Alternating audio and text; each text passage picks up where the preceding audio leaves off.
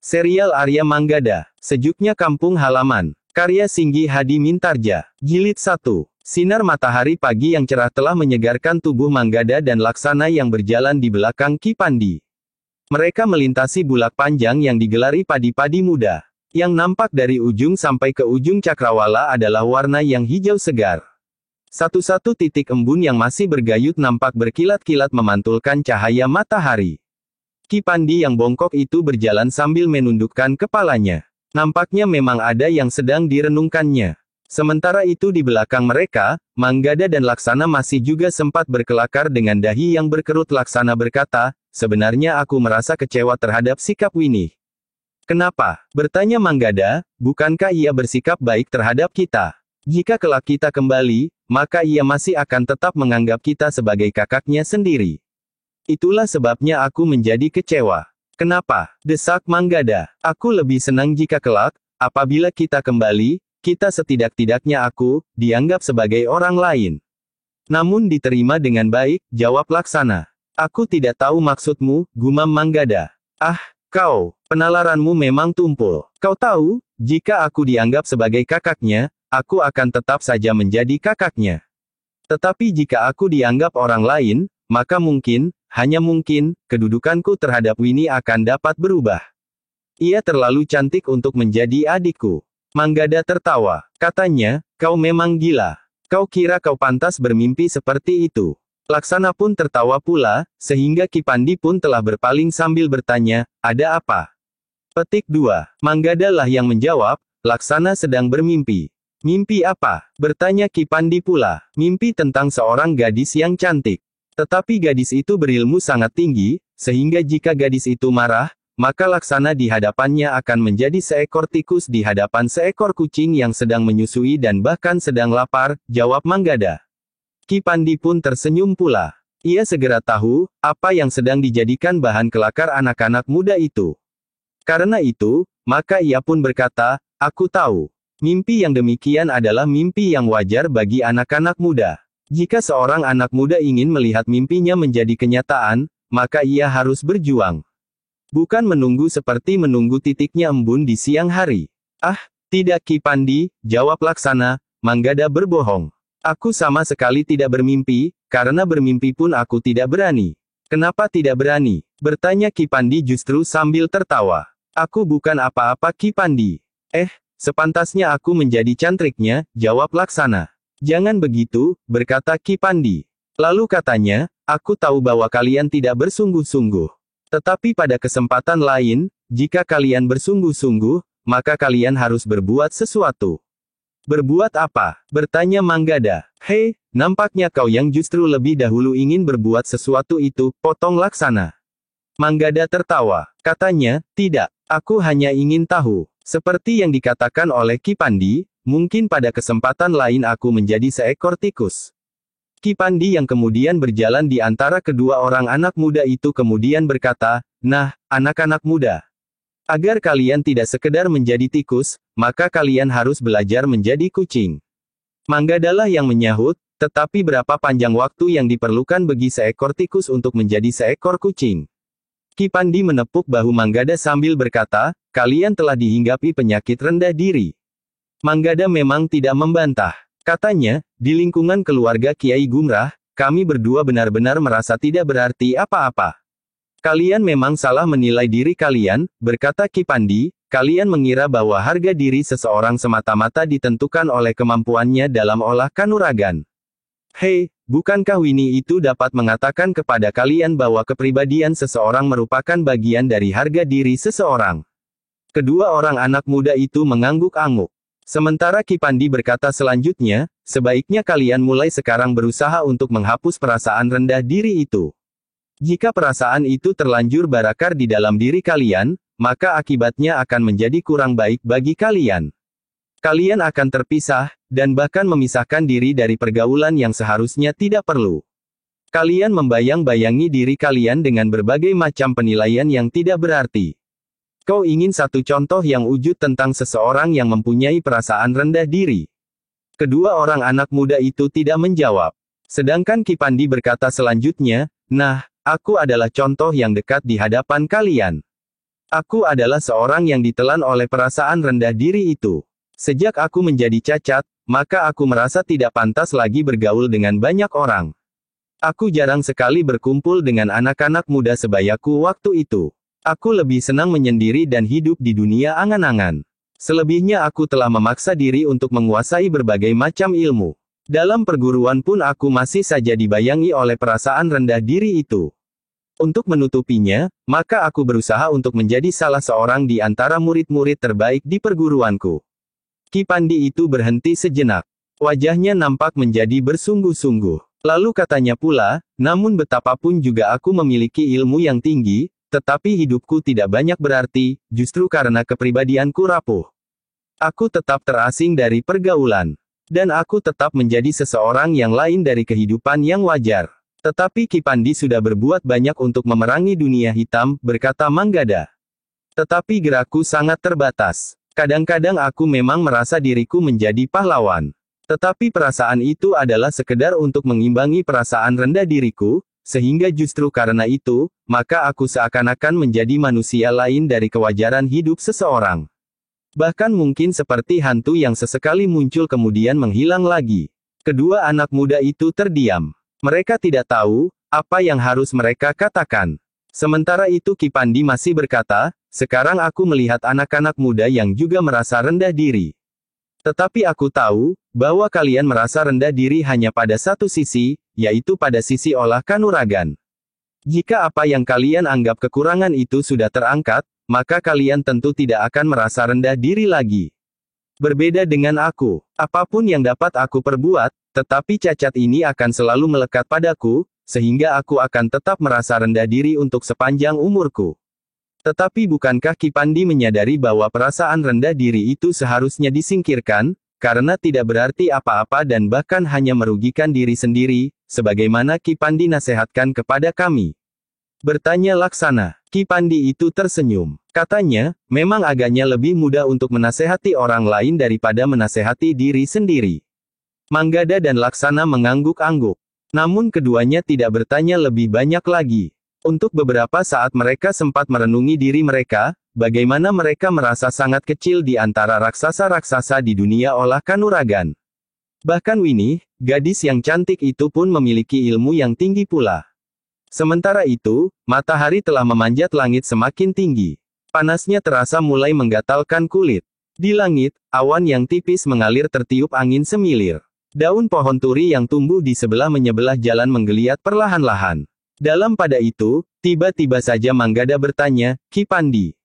Apakah Ki Pandi mengetahui tentang tombak dan payung yang disimpan oleh Kiai Gumrah itu? Ki Pandi menarik nafas dalam-dalam. Katanya, aku tidak tahu pasti. Tetapi menurut dugaanku, pusaka-pusaka itu adalah lambang perguruan mereka. Tetapi menurut Kiai Gumrah, ada tanda-tanda dari pemilik pusaka-pusaka itu. Hanya mereka yang memiliki tanda-tanda itulah yang akan dapat mengambil pusaka-pusaka itu, desis Laksana. Mungkin benar, tetapi tanda-tanda yang dimaksud justru dibawa oleh salah seorang atau dua murid yang lain. Mungkin Kiai Padma yang disebut juragan itu. Mungkin orang lain, jawab Ki Pandi. Tetapi apa hubungannya dengan pendapat Panembahan Lepdagati bahwa jika sampai purnama besok lusa pusaka-pusaka itu belum dimandikan dengan darah yang masih mengalir di jantung, maka tuahnya akan hilang? Bertanya Manggada, bukankah kau tahu latar belakang kepercayaan Panembahan itu? Tetapi mungkin ada maksud lain yang dapat dipertimbangkan. Mungkin Panembahan itu memang berniat membunuh orang-orang yang sementara dapat bekerja bersamanya. Dengan alasan mempertahankan tuah pada pusaka-pusaka itu, maka ia akan menusuk setiap jantung dari orang-orang yang untuk sementara dapat bekerja bersamanya merampas pusaka-pusaka itu. Tetapi aku yakin, bahwa bukan Panembahan itu saja yang merencanakan pengkhianatan seperti itu.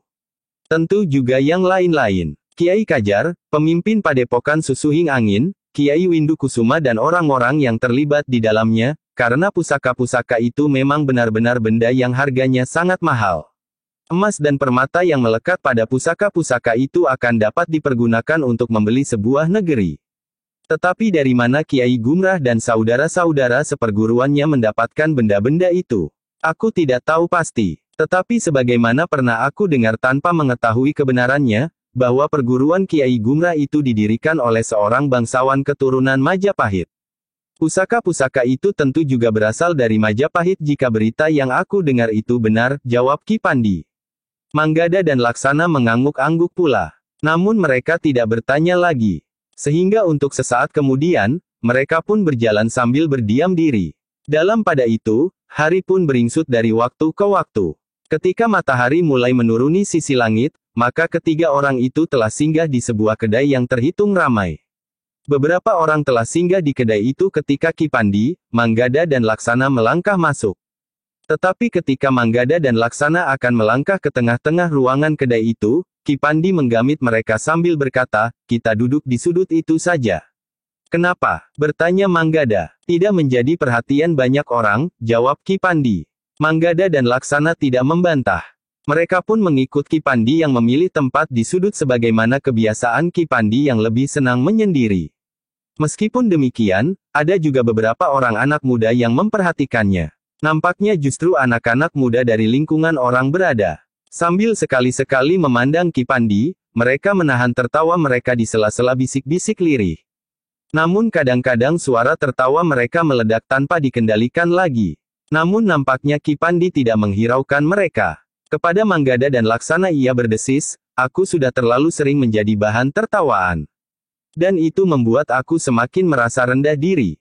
Aku akan membungkam mulut mereka yang tertawa itu," desis Laksana. Manggada sudah menjadi berdebar-debar bahwa Laksana benar-benar akan membuat keributan.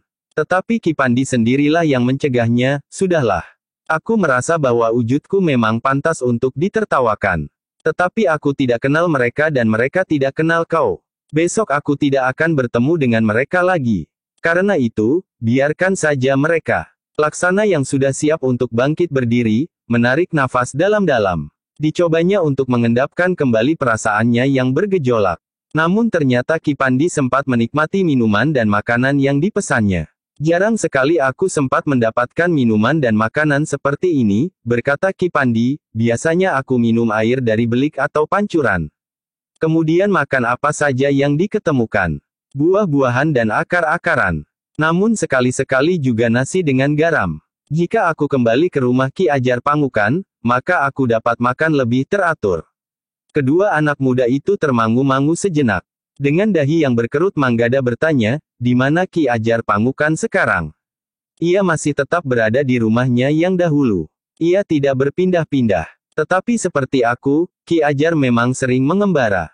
Namun sekali waktu, kami berada bersama-sama lagi di rumah itu," jawab Ki Pandi. Manggada mengangguk kecil. Katanya, "Sekali waktu aku ingin bertemu kembali dengan Ki Ajar.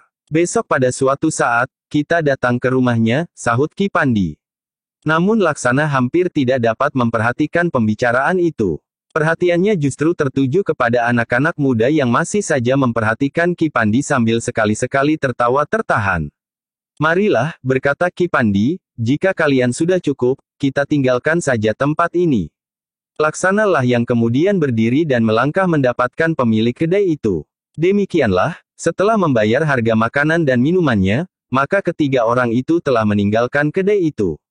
Tanpa berpaling lagi, Ki Pandi melangkahi telundak pintu dan turun ke halaman diikuti oleh Manggada dan Laksana. Ketiga orang itu pun menepi ketika mendengar derap kaki beberapa ekor kuda. Ketika mereka berpaling, ternyata anak-anak muda di kedai itulah yang melarikan kuda mereka mendahului Ki Pandi, Manggada dan Laksana. Ketiganya harus menutup hidung mereka karena debu yang kelabu berhamburan di belakang kaki-kaki kuda itu. Mereka bertiga masih mendengar anak-anak muda itu tertawa berkepanjangan. Sementara Ki Pandi berusaha untuk menghibur dirinya sendiri, "Mereka tidak mentertawakan aku." Beberapa saat kemudian, mereka telah berada kembali di sebuah bulak yang terhitung panjang. Sementara matahari sudah menjadi semakin rendah. Di kejauhan mereka melihat hutan yang terbentang memanjang ke arah barat. Di depan hutan itu terdapat gumuk-gumuk kecil yang ditumbuhi gerumbul-gerumbul perdu yang membatasinya dengan daerah persawahan. "Anak-anak muda," berkata Ki Pandi, "hutan itu sangat menarik perhatianku. Sudah beberapa kali aku berada di dalamnya untuk sekedar mengamati isinya. Kedua ekor harimauku juga ada di hutan itu. Jadi Ki Pandi sudah sering pergi ke hutan itu.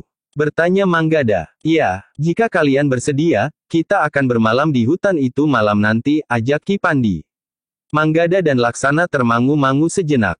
Dengan ragu-ragu Manggada bertanya kepada adik sepupunya itu, bagaimana jika kita bermalam di hutan itu semalam sebagaimana dikatakan oleh Ki Pandi? Aku tidak berkeberatan, jawab Laksana. Baiklah, berkata Ki Pandi, kita akan langsung menuju ke hutan itu. Demikianlah, maka bertiga mereka telah meninggalkan jalan yang mereka lalui. Mereka telah meloncati tanggul parit, mengikuti jalan pintas sepanjang pematang sawah menuju ke padang perdu dengan gumuk-gumuk kecil yang berserakan. Hanya ada 1-2 batang pohon yang agak besar tumbuh di sela-sela gumuk-gumuk kecil itu. Namun semakin dekat dengan hutan yang lebat itu, maka pepohonan pun menjadi semakin banyak. Sebelum matahari terbenam, mereka telah berada di dalam hutan itu. Meskipun matahari masih nampak di langit, tetapi semakin dalam mereka memasuki hutan itu, maka rasa-rasanya malam sudah mulai turun.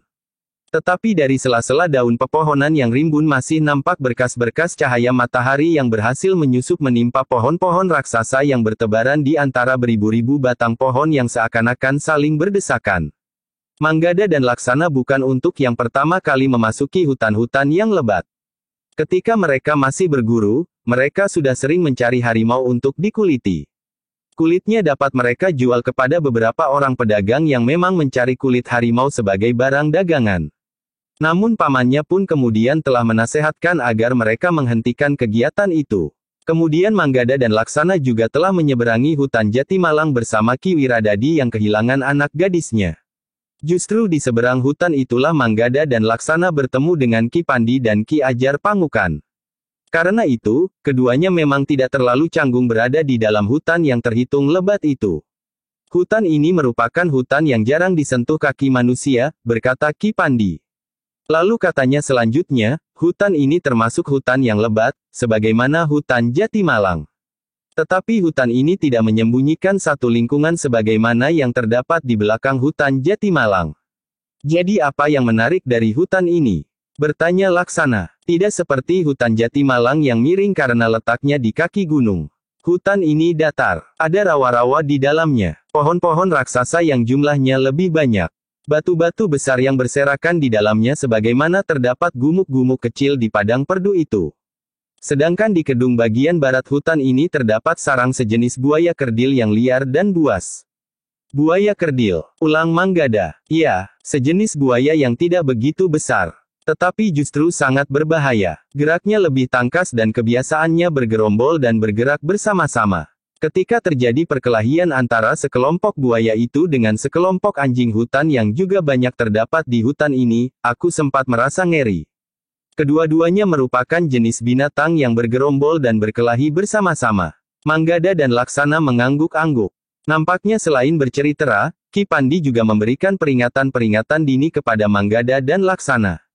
Sementara itu, maka langit pun menjadi semakin buram. Dari balik pegunungan di sisi timur, bulan yang hampir purnama mulai muncul. Meskipun demikian, di dalam hutan itu rasa-rasanya memang menjadi semakin kelam. Namun mata Manggada dan Laksana sudah terlatih sejak mereka masih berguru pada Ki Citrabawa. Mereka sering memasuki hutan di malam hari untuk menangkap harimau. Malam itu mereka bertiga bermalam di hutan itu. Sebenarnya bahwa di dalam hutan itu keadaannya jauh lebih berbahaya daripada keadaan di luar. Jika mereka bermalam di Pategalan atau bahkan di Banjar Padukuhan, maka mereka tidak akan diganggu oleh binatang buas sebagaimana jika mereka berada di dalam hutan. Ketika mereka menemukan tempat yang agak lapang, maka mereka bertiga pun beristirahat di atas sebuah batu yang besar dan tergolek di bawah sebatang pohon yang besar pula. Satu-satunya sinar bulan jatuh pula di atas tanah yang lembab. Manggada dan Laksana termangu-mangu sejenak, ketika ia melihat Ki Pandi mengambil serulingnya. Kemudian diletakkannya ujung serulingnya di mulutnya. Sejenak kemudian terdengar suaranya yang membumbung menggetarkan dedaunan. Tidak terdengar lagu atau nada-nada dalam irama yang manis. Tetapi tidak lebih dari satu suitan yang nyaring. Ternyata beberapa saat kemudian, terdengar aum harimau di kejauhan. Bersahutan. Manggada dan Laksana pun segera mengetahui, bahwa 2 ekor harimau Ki Pandi telah mendengar isyarat pemiliknya. Karena itu, ketika dalam keremangan malam yang ditaburi cahaya bulan itu mereka melihat 2 ekor harimau, maka Manggada dan Laksana justru merasa lebih tenang. Apalagi ketika kedua ekor harimau itu mendekat dan mendekam di sebelah batu besar itu. Untuk beberapa saat kemudian, Manggada dan Laksana sempat memperhatikan suara-suara malam di hutan yang lebat. Bagi mereka suara-suara itu memang tidak asing lagi. Hutan yang pernah dirambahnya di malam hari juga memperdengarkan suara-suara yang hampir sama. Ketika bulan menjadi semakin tinggi, maka cahayanya telah menembus dedaunan yang agak jarang di atas tempat duduk ketiga orang itu. Laksana yang duduk memeluk lututnya, sekali-sekali menepak nyamuk yang hinggap dan menggigit kulitnya. Dalam pada itu, maka Ki Pandi yang untuk beberapa saat berdiam diri itu pun berkata, "Anak-anak muda, kalian telah cukup lama mengembara. Bagaimana pendapat kalian, jika pengembaraan kalian ditambah 1 bulan lagi?" Manggada dan Laksana tidak begitu memahami kata-kata Ki Pandi itu.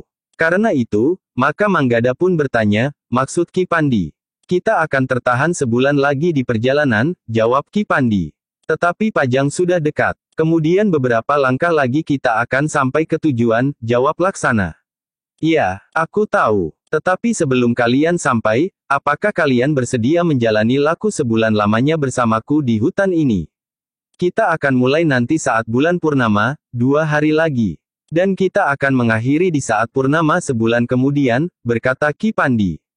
"Tetapi kita sudah terlalu lama berada di perjalanan," berkata Manggada. "Jika waktu yang sudah terlalu lama itu ditambah dengan 1 bulan lagi, maka tentu tidak akan terasa lebih lama," sahut Ki Pandi. "Tetapi laku apa yang harus kami jalani, Ki Pandi?" bertanya Manggada kemudian. "Jika kalian bersedia, maka kalian akan mendapatkan banyak sekali bahan-bahan yang akan dapat melengkapi ilmu kalian. Mungkin tataran ilmu kalian tidak meningkat dengan jelas. Tetapi unsur-unsur ilmu kalian akan menjadi semakin lengkap. Kalian akan memiliki banyak cara untuk mengatasi kesulitan apabila kalian berhadapan dengan lawan yang berilmu tinggi sekalipun," jawab Ki Pandi. Manggada dan Laksana termangu-mangu sejenak. Dengan ragu-ragu Laksana bertanya, "Laku apa yang akan kita jalani seandainya kami bersedia melakukannya?" Ki Pandi menarik nafas panjang. Namun kemudian katanya dengan nada dalam, "Anak-anak muda, jika kalian bersedia, kalian akan aku minta menjalani tapangidang selama 1 bulan di hutan ini. Dari purnama sampai ke purnama. Memang tidak ada hubungannya dengan kebulatan bulan di langit. Jika aku menyebutnya dari purnama sampai ke purnama itu sekedar sebagai ancar-ancar waktu saja." Kedua orang anak muda itu saling berpandangan sejenak. Dengan dahi yang berkerut Manggada bertanya, "Lalu apakah yang harus kami jalani dengan tapangidang itu?" "Kita berlaku seperti seekor kijang di dalam hutan ini," jawab Ki Pandi. "Seperti kijang," ulang Laksana, "aku tidak dapat membayangkan, apa saja yang harus kami lakukan. Anak-anak muda, di hutan yang tidak pernah dikunjungi orang ini, bahkan orang mencari kayu sekalipun, kita akan menanggalkan semua pakaian kita. Kita akan memakai cawat dari kulit kayu. Kita akan hidup di hutan ini dengan cara seperti seekor kijang. Kita akan makan dan minum dari apa saja yang kita temukan di hutan ini. Kita akan menjelajah hutan dari ujung sampai ke ujung. Lalu apa yang akan kami dapatkan dari laku itu?" bertanya Manggada. "Anak-anak muda, tapangidang bukan berarti kita menjadi kijang. Kita memang berlaku seperti kijang. Kita tetap saja dalam pribadi kita masing-masing. Kita tetap seseorang yang mempunyai akal budi. Jika kita lepaskan pakaian kita, karena pakaian itu dapat mengganggu gerak kita, serta pakaian kita akan dapat menjadi rusak, sedangkan hal itu sebenarnya tidak perlu. Kita akan berlari-lari di dalam lebatnya dedaunan dan akar-akar serta sulur-sulur kayu bahkan di antara semak dan duri. Tetapi kita tidak seperti kijang yang hanya dapat melarikan diri jika bertemu dengan binatang buas. Tetapi kita akan mampu melawannya, atau kita dapat memanjat pohon. Sedangkan seekor kijang tidak dapat melakukannya. Dengan laku itu kita akan melihat dan mengamati apa saja yang dilakukan oleh binatang-binatang hutan. Dari seekor harimau, buaya di rawa-rawa, berjenis-jenis kera pepohonan, ular bahkan binatang-binatang kecil sampai ke tikus tanah. Bagaimana mereka mencari mangsanya, namun juga bagaimana binatang-binatang yang lebih lemah menyelamatkan dirinya dari tangan binatang-binatang yang jauh lebih kuat. Manggada dan Laksana menarik nafas dalam-dalam. Mereka membayangkan betapa beratnya laku yang harus dijalaninya. Dingin malam, gatalnya dedaunan yang berbulu, goresan-goresan duri dan ranting-ranting perdu. Bahkan racun dari serangga-serangga berbisa serta sengat lebah-lebah raksasa. Untuk beberapa saat kedua anak itu mulai merenung. Namun akhirnya Manggada itu pun berkata kepada Laksana, marilah kita coba. Kita berharap bahwa laku itu akan memberikan arti bagi kita, khususnya di dalam olah kanuragan. Tidak hanya olah kanuragan, berkata Ki Pandi, tetapi kalian juga akan mengenal jenis-jenis tanaman jauh lebih banyak. Kalian juga akan dapat mengenali tingkah laku binatang yang sebelumnya tidak pernah kalian lihat. Selain itu, kalian juga akan mengenali jenis-jenis tanah di dalam hutan serta arti matahari dan bulan. Kalian akan lebih mengenali siang dan malam karena kalian tidak akan pernah menghindarinya. Hujan, angin dan dinginnya malam. Laksana pun ternyata mengangguk sambil menjawab, baiklah. Kita akan menunda perjalanan pulang kita sebulan lagi, meskipun kita sudah tidak terlalu jauh lagi dari rumah. Demikianlah, maka Ki Pandi telah mempersiapkan anak-anak muda itu untuk menjalani laku Tapangidang. Sebelum purnama naik, selama 2 hari mereka membiasakan diri serta mengenali isi hutan itu. Mereka mulai makan apa yang ada serta minum dari sulur-sulur kayu yang dipotong ujungnya atau air belik yang bening di bawah pohon-pohon raksasa. Menjelang purnama, maka Ki Pandi mengajari anak-anak muda itu membuat pakaian dari kulit kayu. Beberapa lembar kulit kayu yang berserat, dikeringkan. Kemudian kulit kayu itu ditumbuk perlahan-lahan sehingga menjadi lemas, sehingga jika dikenakannya tidak membuat kulit mereka menjadi lecet. Mereka pun telah membuat tali dari serat kekayuan untuk membuat tali ikat pinggang. Ketika semua perlengkapan dan pakaian khusus mereka sudah siap, maka menjelang malam mereka pun telah melepaskan pakaian mereka, membungkusnya dengan rapi dan diikatkan pada dahan pohon yang cukup besar, sehingga tidak mudah jatuh, bahkan diambil oleh binatang yang memanjat, terutama kera. Demikian bulan mulai nampak di langit, maka bertiga mereka telah mengenakan pakaian yang mereka buat dari kulit kayu. Malam ini tentu akan terasa sangat dingin bagi kalian. Gatal-gatal pada kulit kalian serta perasaan-perasaan lain yang tidak menyenangkan. Tetapi kalian harus menganggap bahwa hal itu merupakan pendadaran. Apakah kalian pantas menjalani laku Tapangidang atau tidak? Manggada dan Laksana mengangguk-angguk. Dingin malam yang kemudian turun memang mulai terasa menyentuh kulit. Tetapi mereka sebelumnya juga sudah sering melepas baju mereka di malam hari. Bahkan ketika mereka masih menempa diri, maka mereka sudah terbiasa berada di hutan tanpa baju meskipun tidak mengenakan pakaian khusus dari kulit kayu. Malam itu Manggada dan Laksana masih belum mengalami laku yang sebenarnya, selain hanya berjalan menyusuri hutan yang sepi itu. Sekali-sekali, jika mereka sampai di tempat yang agak lapang, mereka sempat memandangi bulatnya bulan dari sela-sela dedaunan. Namun kemudian langit pun rasa-rasanya segera menjadi pekat sekali setelah mereka menyusup kembali di antara pohon-pohon raksasa. Tetapi malam itu Ki Pandi sudah mengatakan bahwa sejak esok pagi, mereka akan benar-benar menjalani laku Tapangidang. Demikianlah, lewat tengah malam mereka mencari tempat untuk tidur. Menurut Ki Pandi, yang terbaik bagi mereka adalah tidur di atas dahan yang besar. Manggada dan Laksana sependapat. Mereka pernah mengalaminya, tidur di atas dahan sebatang pohon yang besar. Tetapi Ki Pandi minta keduanya tetap berhati-hati. Salah seorang dari antara kalian harus tetap terjaga. Di sini ada sejenis harimau yang berkeliaran di dahan-dahan. Macan kumbang yang berwarna hitam. Selain itu, mungkin kera-kera yang nakal akan dapat juga mengganggu. Selain binatang-binatang berkaki dan buas, maka ular harus mendapat perhatian mereka pula. Malam itu, Manggada dan Laksana memang sulit untuk dapat tidur. Rasa-rasanya mereka berharap bahwa harimau-harimau peliharaan Ki Pandi akan lewat. Kehadiran kedua ekor harimau itu akan dapat membuat mereka lebih tenang. Tetapi agaknya Ki Pandi sudah memberi isyarat agar kedua ekor harimaunya itu menjauh. Namun meskipun hanya sesaat-sesaat Manggada dan Laksana dapat juga tidur bergantian. Ketika bulan tenggelam, serta cahaya fajar mulai nampak, maka Manggada yang menggeliat sambil duduk di alas dahan yang besar itu berkata, "Di mana kita mandi?" "Siapa yang akan mandi?" bertanya Ki Pandi. "Aku." "Kita. Bukankah kita akan mandi? Kita tidak perlu mandi dengan teratur sebagaimana sebelumnya. Mungkin nanti, besok atau lusa kita akan menyeberangi sungai yang mengalir di tengah-tengah hutan ini. Dalam kesempatan itu, kita sekaligus akan mandi," jawab Ki Pandi. Manggada dan Laksana saling berpandangan sejenak. Namun kemudian Laksana pun bertanya, jadi mungkin kita belum tentu mandi dalam sehari. Justru saat kita bergulat dengan tanah berlumpur, pepohonan dan sampah yang tertimbun karena daun-daun kering yang berguguran. Bahkan mungkin lugut yang gatal dari beberapa jenis pohon dan dedaunan. Bahkan juga keringat kita sendiri yang tentu akan banyak mengalir. Ki Pandi mengangguk sambil menjawab, ya, kita tidak akan mandi, kecuali jika kita menyeberangi sungai. Tetapi ingat, bahwa di kedung di tikungan sungai yang mengalir di hutan ini, banyak terdapat buaya kerdil yang sangat liar dan buas. Manggada dan Laksana hanya dapat mengangguk-angguk saja. Nah, sekarang kita benar-benar akan melakukan tapa ngidang itu. Marilah, ikuti aku. Kita akan menjelajahi hutan ini. Tentu saja pertama-tama untuk mengenalinya. Namun, kemudian benar-benar memperhatikan dan memahami isinya, Ki Pandi berhenti sejenak.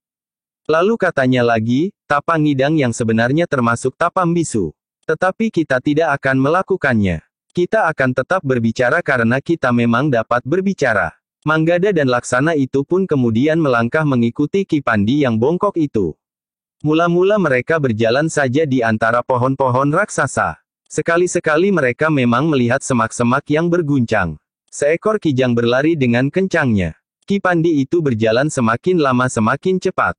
Bahkan kemudian ia mulai berlari-lari kecil, menyusup semak-semak dan meloncati batang-batang kayu yang roboh. Manggada dan Laksana hanya mengikutinya saja. Keduanya juga ikut menyusup semak-semak dan meloncati batang-batang kayu yang roboh. Demikianlah, maka mereka telah melintas hutan yang panjang itu.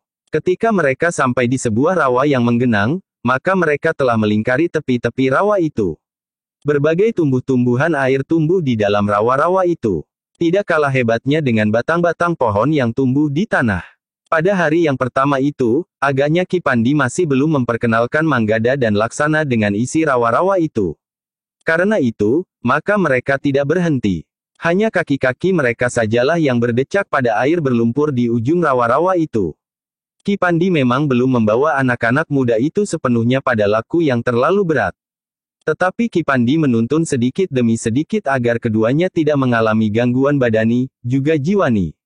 Namun ternyata Manggada dan Laksana yang dengan mantap menjalani laku itu, telah menunjukkan betapa mereka dengan sungguh-sungguh melakukan apa saja yang diperintahkan oleh Ki Pandi.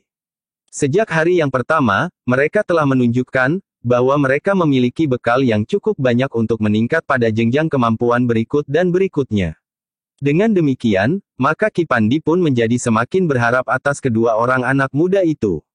Seperti yang direncanakannya, maka dari hari ke hari, laku yang dijalani menjadi semakin berat.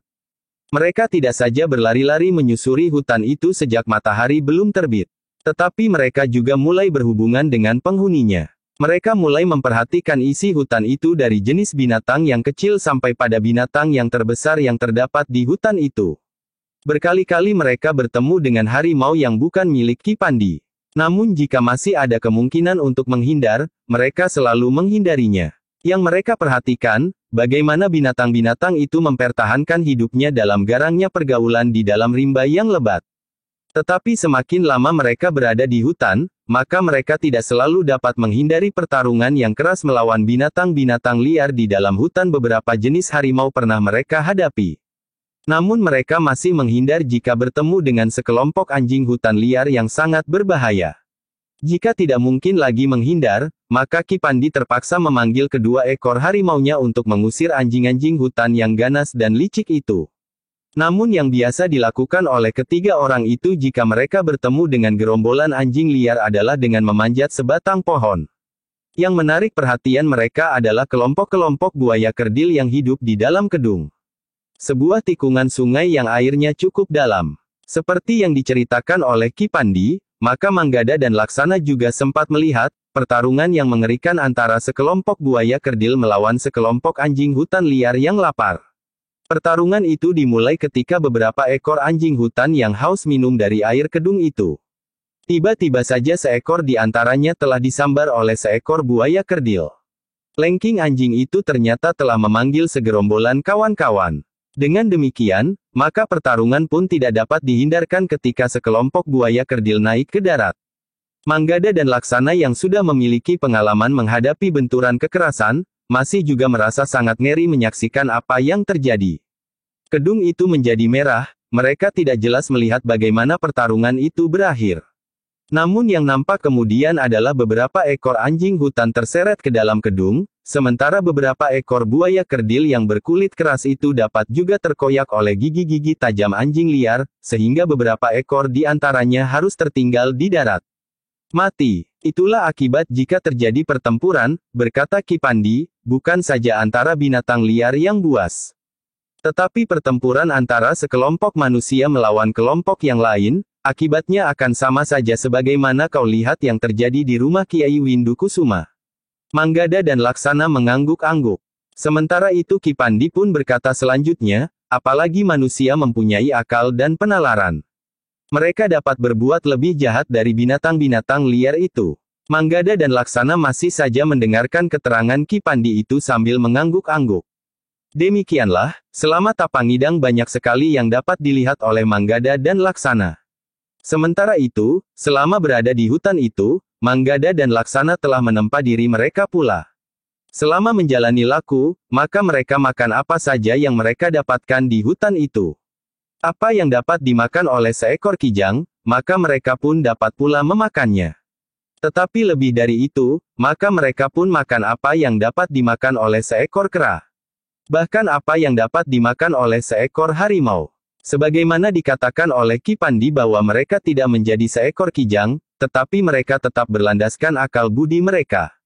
Karena itu, maka mereka pun tetap menggunakan kemampuan membuat api. Kemampuan yang tidak dapat dilakukan seekor harimau jika harimau itu berhasil menangkap seekor kijang atau rusa. Dalam laku Tapangidang, maka Manggada dan Laksana hampir di setiap dini hari, berlari-lari kencang, seperti seekor kijang yang sedang diburu oleh seekor harimau.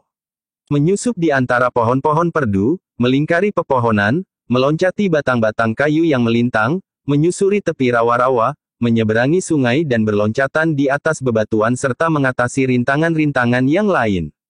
Mereka juga melatih ketajaman penglihatan mereka, kepekaan mereka terhadap keadaan di sekitarnya. Namun juga pernafasan mereka. Dari kehidupan berbagai macam binatang, mereka mendapatkan berbagai macam unsur gerak yang dapat mengisi kekurangan penguasaan mereka atas unsur-unsur gerak yang telah mereka pelajari. Keterampilan mempergunakan tangan dan kaki, serta ketajaman naluri dan penggraita. Ki Pandi yang mengamati kedua orang anak muda itu memang meyakini, bahwa keduanya akan mendapatkan sesuatu yang sangat berharga selama 1 bulan berada di dalam hutan. Bukan saja kemampuan dalam olah kanuragan serta peningkatan tenaga dan daya tahan mereka, tetapi juga ketahanan jiwani yang akan dapat menjadi pendukung landasan pribadi mereka. Dalam pada itu, dari hari ke hari, malam pun rasa-rasanya menjadi semakin gelap. Sedikit demi sedikit, kebulatan bulan pun menjadi semakin menyusut, sehingga malam pun menjadi gelap pekat. Namun mata Manggada dan Laksana menjadi terbiasa dengan gelapnya malam di dalam hutan. Selain latihan yang dilakukan sedikit demi sedikit sesuai dengan susutnya cahaya bulan, keduanya memang sudah berbekal ketajaman penglihatan dan pendengaran. Sehingga sebagaimana sebilah mata pisau yang tajam yang selalu diasah, akan menjadi semakin tajam pula. Dengan demikian, maka apa yang dapat dicapai oleh Manggada dan Laksana selama mereka berada di hutan dalam laku Tapangidang ternyata melampaui apa yang diperkirakan oleh Ki Pandi.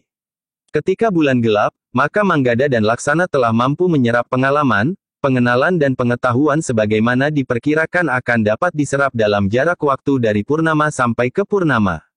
Demikian pula peningkatan kekuatan, keterampilan dan ketahanan tubuhnya. Namun Ki Pandi tidak menghentikan laku Tapangidang itu hanya setengah bulan. Laku itu pun dilanjutkan hingga batas waktu yang sudah ditetapkan.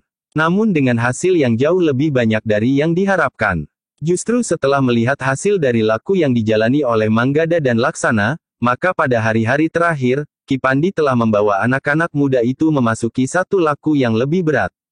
3 malam mereka akan menjalani laku dengan berendam di sungai. Mereka memilih tempat yang agak jauh dari kedung, sarang buaya-buaya kerdil yang buas itu.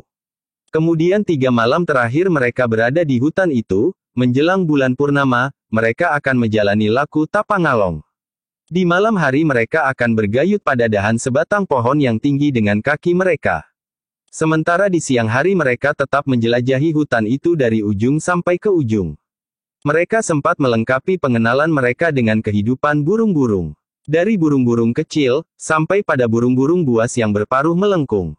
Sekali-sekali mereka berlama-lama berada di bawah sebatang pohon raksasa yang menjadi sarang burung elang yang buas.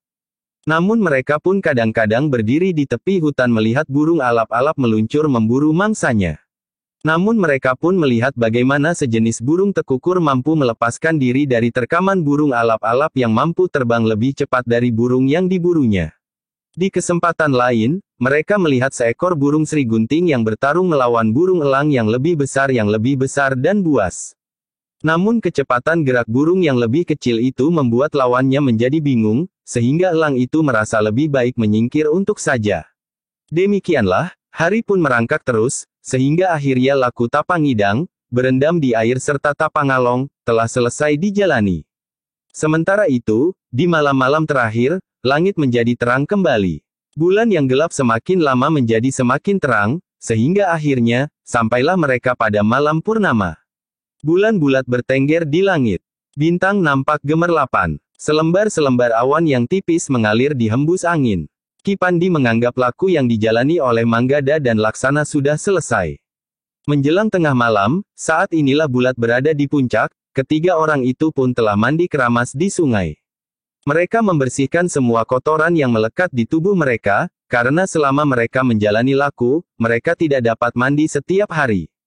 Beruntunglah bahwa mereka menjalani laku dengan berendam di dalam air selama 3 malam berturut-turut, sehingga kotoran di tubuh mereka hanyut di bawah arus sungai itu. Selesai dengan mandi keramas, maka mereka pun telah mencari pakaian mereka yang mereka simpan. Mereka mulai menanggalkan pakaian mereka yang dibuat dari kulit kayu diikat dengan tali serat pada pinggangnya. Demikian mereka mengenakan pakaian mereka, maka rasa-rasanya tubuh mereka menjadi hangat. Seluruh tubuh mereka seakan-akan telah terbungkus rapat. Setelah sebulan mereka mengenakan pakaian dari kulit kayu, maka rasa-rasanya dengan berpakaian lengkap, gerak mereka memang menjadi lebih terbatas. Menjelang dini hari, maka mereka pun telah mempersiapkan diri untuk keluar dari hutan itu. Ki Pandi mempergunakan kesempatan itu untuk berbicara bersungguh-sungguh dengan Manggada dan Laksana yang telah selesai menjalani laku. Anak-anak, berkata Ki Pandi, kalian telah melihat, mendengar dan mengalami peristiwa yang bermacam-macam di dalam hutan ini. Kalian telah berlatih dan menempa diri dengan berbagai macam cara. Kalian juga menempa jiwa kalian sehingga kalian menemukan arti dari kesabaran, ketekunan, keuletan, ketabahan dan lebih dari itu, kalian telah lebih banyak mengenali ciptaan dari Yang Maha Agung. Kalian lebih banyak melihat perbedaan antara kehidupan berjenis-jenis binatang dengan kehidupan manusia yang berakal budi. Di rimba ini, siapa yang kuat ialah yang menang tanpa menghiraukan kebenaran dan keadilan. Tidak ada usaha dari binatang-binatang itu untuk melindungi yang lemah dan melawan kelaliman. Dengan demikian, maka kalian akan lebih menghormati nilai-nilai yang dijunjung oleh kita manusia jika kita tidak mau disamakan dengan binatang yang hidup di hutan. Kita bukan makhluk yang menganut tatanan kehidupan rimba, siapa yang kuat ialah yang akan menang. Manggada dan Laksana mengangguk-angguk. Namun kata-kata Ki Pandi itu benar-benar telah menyentuh hatinya. Dengan demikian semakin terasa pula bahwa Sang Maha Pencipta yang bersifat Maha Pengasih dan Maha Penyayang memberikan kita akal dan pikiran yang dapat membedakan baik dan buruk, dan tidak menempuh kehidupan sebagaimana kehidupan di dalam rimba yang lebat itu. Namun Ki Pandi itu pun kemudian berkata, meskipun demikian anak-anak muda, di lingkungan tatanan kehidupan manusia yang sewajarnya itu, masih ada juga yang menjalaninya sebagaimana tatanan kehidupan di dalam rimba.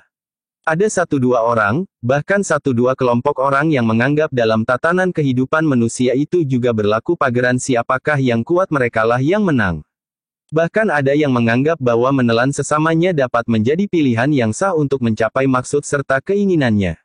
Manggada dan Laksana masih saja mengangguk-angguk. Tetapi mereka tidak menjawab. Sedangkan Ki Pandi masih berkata selanjutnya, nah, dalam kehidupan yang demikian, di antara orang-orang yang menghormati tata nilai kehidupan serta mereka yang sama sekali tidak menghargainya, kita harus menempatkan diri kita sebaik-baiknya. Kita yang telah mengenali tata kehidupan manusia dan tata kehidupan binatang di hutan, tentu akan mampu dengan landasan nalar dan budi memilih yang terbaik bagi kita dan bertanggung jawab kepada Sang Pencipta. Manggada dan Laksana masih saja mengangguk-angguk. Namun dari sela-sela bibirnya, Manggada berdesis, "Kami mengerti, Ki Pandi." "Bagus," berkata Ki Pandi, "jika demikian, mulai besok, kita akan memasuki kembali dunia kita dalam tatanan hidup makhluk Sang Pencipta yang dianugerahi akal dan pikiran."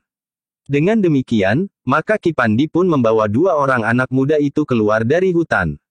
Bulan yang bulat telah jauh condong di sebelah barat. Namun sinarnya masih nampak gemerlapan memantul dari wajah dedaunan. Manggada dan Laksana kemudian berdiri di padang perdu yang luas bersambung bulak persawahan yang membentang sampai ke cakrawala. "Tidurlah di atas bebatuan itu," berkata Ki Pandi. Manggada dan Laksana pun kemudian duduk di atas sebuah batu yang besar. Namun Manggada pun bertanya, "Bagaimana dengan Ki Pandi?" "Aku juga akan tidur," jawab Ki Pandi. Namun Ki Pandi melihat keraguan-raguan pada kedua orang anak muda itu. Bahkan Laksana pun kemudian berkata, "Ki Pandi memang harus beristirahat. Biarlah kami bergantian berjaga-jaga. Waktunya tinggal sedikit. Sebentar lagi fajar akan datang. Jika kalian berjaga-jaga berganti-ganti, maka tidak seorang pun di antara kalian yang sempal tidur. Tetapi binatang buas dari hutan itu akan dapat sampai ke tempat ini." Ki Pandi pun tersenyum. Kemudian, orang bongkok itu telah mengambil serulingnya. Ketika suara seruling yang melengking, maka dua ekor harimau telah muncul dari dalam hutan mendekati Ki Pandi sambil mengibaskan ekornya. "Nah, kita akan tidur," berkata Ki Pandi, "biarlah kedua ekor harimau itu di sini sampai menjelang pagi. Besok, jika kita meninggalkan hutan ini, harimauku akan tinggal di hutan ini.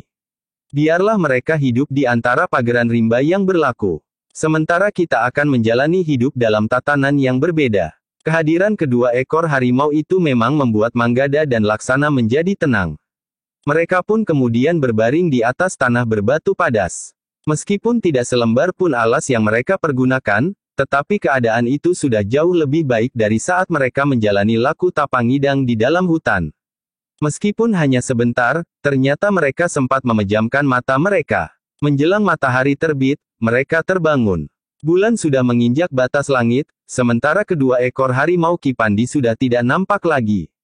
Tetapi Ki Pandi sendiri duduk bersandar sebatang pohon yang tumbuh di padang perdu itu. Manggada dan Laksana pun kemudian membenahi diri dan pakaian mereka. Mereka tidak perlu lagi mandi, karena mereka lewat tengah malam baru saja mandi keramas. "Nah, kita sudah siap sekarang," berkata Ki Pandi.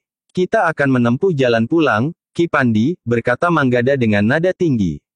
Nampak kegembiraan memancar di sorot matanya serta getar suaranya. "Iya, aku akan ikut bersama kalian sampai ke rumah kalian. Tidak hanya bersama kami sampai ke rumah kami, tetapi Ki Pandi akan tinggal bersama kami," jawab Manggada. Ki Pandi tersenyum. Katanya, "Tergantung kepada orang tua kalian. Orang tuaku akan senang sekali menerima kehadiran Ki Pandi. Apalagi jika orang tuaku tahu apa yang telah Ki Pandi lakukan. Bukan saja Ki Pandi telah memberikan tuntunan bagi kami dalam ilmu kanuragan, tetapi juga apa yang lelah Ki Pandi lakukan bagi sesama. Usaha Ki Pandi untuk melawan kekuatan hitam menunjukkan sikap Ki Pandi menghadapi tatanan kehidupan," berkata Manggada. Ki Pandi tersenyum. Katanya, "Mudah-mudahan penilaianmu benar anak muda." "Semua orang akan mengatakan demikian, Ki Pandi," sahut Laksana, "kecuali Panembahan Lepdagati." Ki Pandi tertawa. Katanya, "Kalian pandai memuji. Aku senang mendapat pujian kalian." "Kami tidak memuji," jawab Laksana, "kami mengatakan sesuai dengan nurani kami." Ki Pandi tertawa lebih keras lagi, tetapi ia tidak menjawab.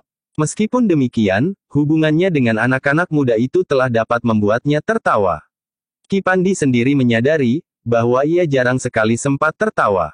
Mungkin sekali dua kali dalam sepekan, tetapi bersama anak-anak muda itu, ia menjadi lebih sering tertawa. Demikian, maka mereka pun berjalan terus. Manggada dan Laksana bersepakat bahwa mereka akan berjalan melewati Pajang. Mereka sudah lama tidak melihat-lihat keadaan kota yang terhitung ramai itu. Ketiga orang itu memang berjalan menyusuri jalan yang langsung menuju Pajang. Manggada dan Laksana tidak ingin lagi berhenti di perjalanan. Mereka sudah terlalu lama mengembara. Semakin dekat dengan Pajang, maka tatanan kehidupan pun mulai berubah. Jalan-jalan terasa lebih ramai. Rumah-rumah pun nampak lebih bersih dan terawat. Apalagi ketika mereka memasuki pintu gerbang kota. Maka terasa satu kehidupan yang bergetar lebih cepat. Di jalan-jalan nampak orang yang berjalan hilir mudik. Sekali dua kali nampak orang-orang berkuda lewat. Rasa-rasanya setiap orang melakukan pekerjaan mereka dengan tergesa-gesa. Mereka nampak selalu berpacu dengan waktu. Manggada dan Laksana melihat suasana itu dengan hati yang berdebaran, namun mereka dapat mengerti bahwa tatanan kehidupan di Pajang memerlukan gerak yang lebih cepat. Waktu seakan-akan selalu memburu, sementara yang harus mereka lakukan masih belum selesai. Manggada dan Laksana yang mulai merasa haus telah mengajak Ki Pandi untuk berhenti di sebuah kedai di pinggir jalan utama. Sambil tersenyum Ki Pandi berkata, tentu hidangan yang jauh lebih baik dari minuman dan makanan yang kita dapatkan di hutan itu. Manggada dan Laksana tertawa. Di sela-sela tertawanya, Manggada berkata, sulit bagi kita untuk mencari makanan sebagaimana kita dapatkan di hutan itu di seluruh kota ini. Ki Pandi pun tertawa pula. Katanya, tetapi aku juga tidak berkeberatan makan dan minum apa adanya di kedai itu. Manggada dan Laksana tertawa semakin panjang. Demikianlah maka bertiga mereka memasuki kedai yang cukup besar itu. Kedai yang ramai dikunjungi oleh banyak orang. Seperti sebelumnya, maka Ki Pandi telah memilih tempat yang paling terpisah di kedai itu. Mereka duduk di sudut agak ke belakang, dekat pintu butulan yang sempit. Baru ketika mereka sudah duduk, mereka menyadari bahwa kedai itu termasuk kedai yang terbiasa disinggahi orang-orang yang mempunyai kedudukan yang baik. Ternyata dari pakaian mereka, sikap mereka dan cara mereka berbicara yang satu dengan yang lain. Ki Pandilah yang mula-mula melihat hal itu. Karena itu, maka ia pun berdesis, kita telah tersesat.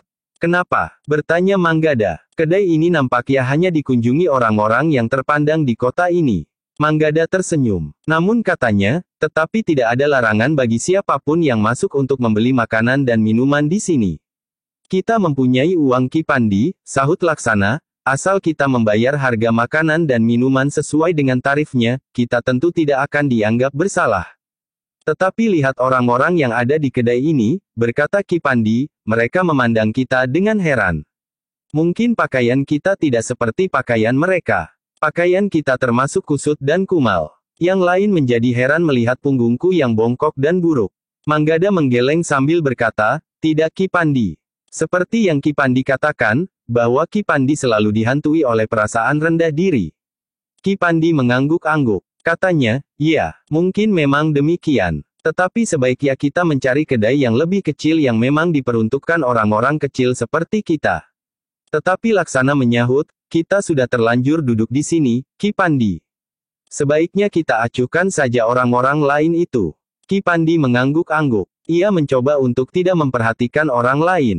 Tetapi ia mulai memperhatikan berjenis-jenis makanan yang tersedia. Beberapa saat kemudian, maka mereka pun telah mendapatkan makan dan minuman yang mereka pesan. Namun pelayan kedai itu pun agaknya telah memperlakukan tamu-tamunya menurut wujud lahiriahnya.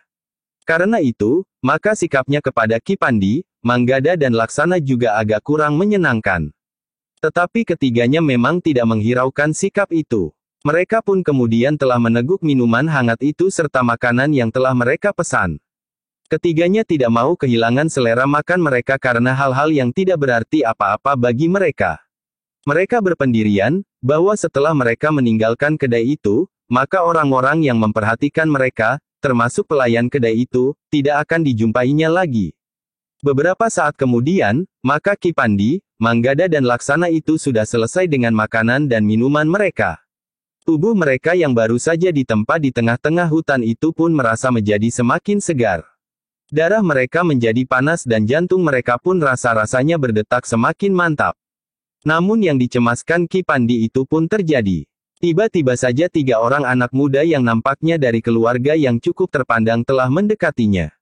Seorang di antara mereka sambil tertawa berkata kepada kawannya, bagaimana mungkin kakek ini mempunyai kelebihan di punggungnya. Kawan-kawan tertawa. Bahkan seorang yang lain ternyata lebih berani lagi. Diusapnya bongkok di punggung Ki Pandi itu sambil berkata, maaf kek. Aku tidak dapat menahan diri untuk tidak meraba punggung kakek yang sangat memilik perhatian ini. Petik 2. Kawan-kawan tertawa semakin keras. Bahkan seorang dari sekelompok anak muda yang lain, yang duduk di muka pintu berkata, bagaimana jika bongkok itu kita ambil dan kita minta pemilik kedai ini untuk menggorengnya. Petik 2. Seisi kedai itu tertawa meledak. Wajah Ki Pandi memang menjadi merah.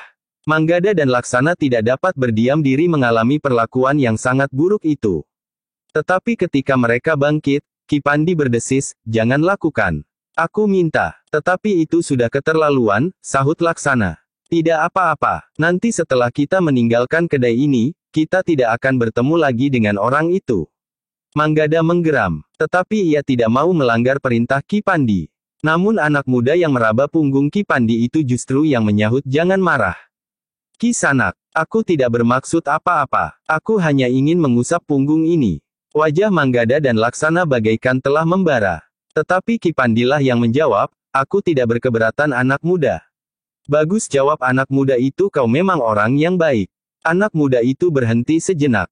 Namun kemudian katanya, "Tetapi sayang, aku justru mengharap kedua anak yang bersamamu itu marah." "Tidak, mereka tidak akan marah. Mereka adalah kemenakan-kemenakanku. Aku kira, kami memang tidak akan dapat marah kepada kalian anak-anak muda." "Ternyata kau cukup cerdik," berkata anak muda yang lain. "Hei, apakah kau tahu siapa kami?" "Tidak," jawab Ki Pandi, "tetapi kami memang harus menghormati kalian." Anak muda yang masih saja memegangi punggung Ki Pandi itu berkata, "Ternyata kau bijaksana. Baiklah, silakan makan dan minum." Ketiga anak muda itu bergeser menjauh dan kembali duduk di tempatnya semula. Namun anak muda yang berada di depan pintu itu berteriak lagi, "Hei, kenapa kalian tidak jadi mengambil kelebihan pada punggung kakek itu? Ambil dan serahkan pada pemilik kedai ini." Beberapa orang yang ada di kedai itu tertawa. Sementara itu, Ki Pandi pun berkata, "Marilah kita tinggalkan kedai ini. Hal-hal seperti ini akan terulang dan terulang sebagaimana yang terjadi sebelum kita memasuki hutan itu. Karena itu, kalian pun tahu, kenapa aku menjadi rendah diri. Dahulu, ketika aku masih muda, aku berusaha menutupi perasaan ini dengan tingkah laku yang aneh-aneh. Di perguruan aku berusaha untuk menunjukkan kelebihanku dalam olah kanuragan. Aku menjadi sangat mudah tersinggung dan aku sering membuat onar. Tetapi masa-masa seperti itu sudah lampau. Kini aku hanya dapat menerima setiap perlakuan seperti itu dengan menekan perasaanku, karena agaknya tidak pantas lagi bagiku untuk berkelahi di sembarang tempat." Manggada dan Laksana menarik nafas dalam-dalam. Namun dengan nada berat Laksana berkata, "Bagaimana jika kami saja yang berkelahi sekarang?" Ki Pandi menggeleng. Katanya, "Tidak, jangan." Namun agaknya orang-orang di kedai itu masih saja memperolok-olokkannya. Sekali-sekali terdengar gelak tertawa di antara mereka. Bahkan 4 orang anak muda yang baru masuk kedai itu pun telah ikut pula memperolok-olokkannya. Agaknya anak muda itu pun termasuk anak-anak muda dari lingkungan yang sama. Namun tiba-tiba semua gelak itu pun terhenti. Orang-orang yang ada di dalam kedai itu nampak menjadi gelisah. Lebih-lebih beberapa kelompok anak muda yang sudah ada di dalam kedai.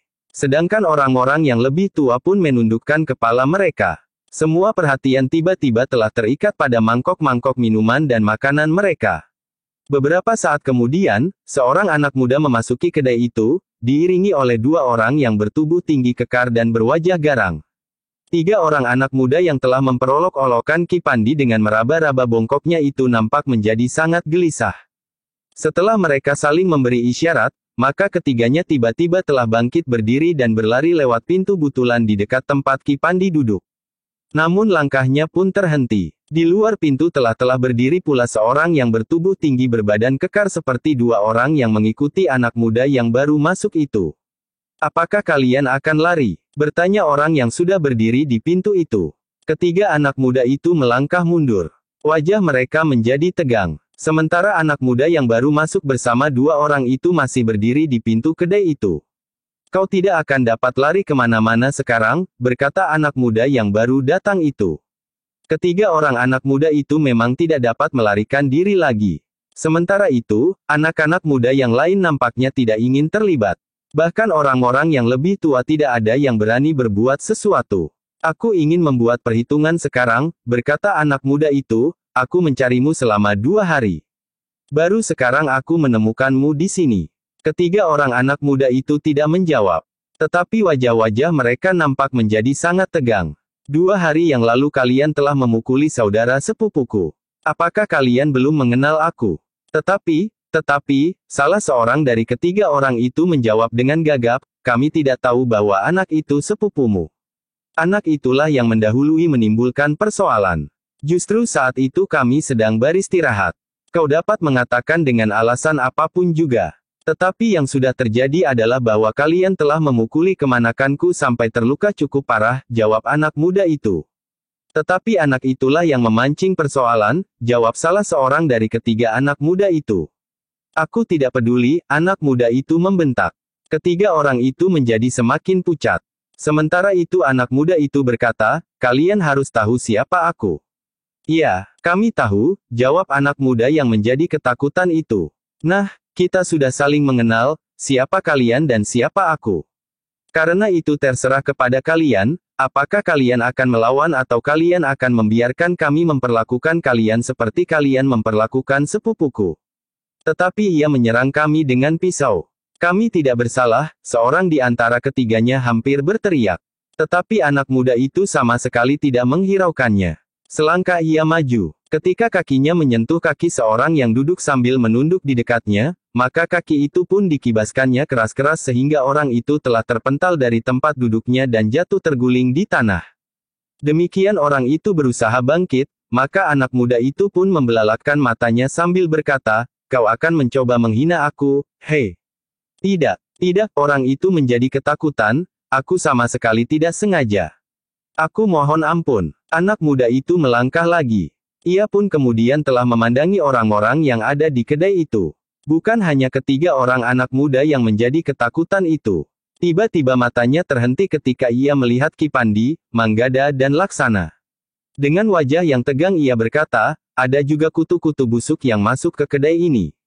Kipandi menarik nafas dalam-dalam. Tetapi ia berdesis perlahan sekali, kalian harus tetap menahan diri. Apakah kedai ini sudah berubah menjadi ruang makan bagi pengemis-pengemis, berkata anak muda itu keras-keras. Suasana masih tetap diam namun tegang. Adalah di luar dugaan bahwa anak muda itu justru melangkah mendekati Kipandi, hei, kakek bongkok. Kau kenal aku? Petik 2. Kipandi memandang anak muda itu sekilas. Namun kemudian ia pun menggeleng sambil menjawab, tidak anak muda. Nah, sekarang kesempatan bagimu untuk mengenalku. Aku adalah penguasa di lingkungan ini. Semua orang harus tunduk kepadaku. Kipandi yang memang tidak ingin ribut itu mengangguk sambil menjawab, aku mengerti anak muda. Dengar, aku tidak senang melihat pengemis di kedai ini, geram orang itu. Kipandi menarik nafas dalam-dalam. Di luar sadarnya, ia memandang berkeliling. Orang-orang yang ada di dalam kedai itu memang orang-orang yang agaknya datang dari tataran yang baik. Tetapi ketika hal itu dibicarakan dengan Manggada dan Laksana, maka keduanya menganggap bahwa kedai itu diperuntukkan bagi siapa saja yang sanggup membayar, sehingga karena itu, maka mereka bertiga tidak segera pergi. Namun ternyata hal itu mempunyai akibat yang panjang. Anak muda itu pun kemudian berkata, baiklah. Kali ini aku maafkan kalian. Tetapi untuk selanjutnya kalian tidak boleh lagi masuk ke dalam kedai ini. Baiklah anak muda, jawab Kipandi, kami akan segera meninggalkan kedai ini. Anak muda itu pun telah memanggil pemilik kedai itu dengan isyarat tangannya. Dengan tergesa-gesa pemilik kedai itu pun berlari-lari kecil mendekat. Suruh orang-orang itu pergi setelah membayar. Pemilik kedai itu mengangguk hormat. Katanya, baiklah anak muda. Manggada tidak menunggu orang itu minta dibayar harga makanan dan minuman yang telah mereka pesan. Ketika orang itu mendekatinya, maka Manggada pun segera bertanya sambil mengambil kampil kecil dari kantong ikat pinggangnya.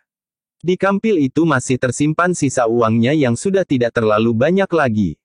Tetapi justru karena mereka sudah berada di jalan pulang, maka mereka tidak akan memerlukan banyak uang lagi di perjalanan. Setelah membayar beberapa keping uang sebagaimana disebut oleh pemilik kedai itu, maka mereka bertiga pun melangkah keluar diikuti pandangan berpasang-pasang mata dari orang-orang yang ada di kedai itu. Sebenarnya perasaan Manggada dan Laksana telah memberontak di dalam dadanya.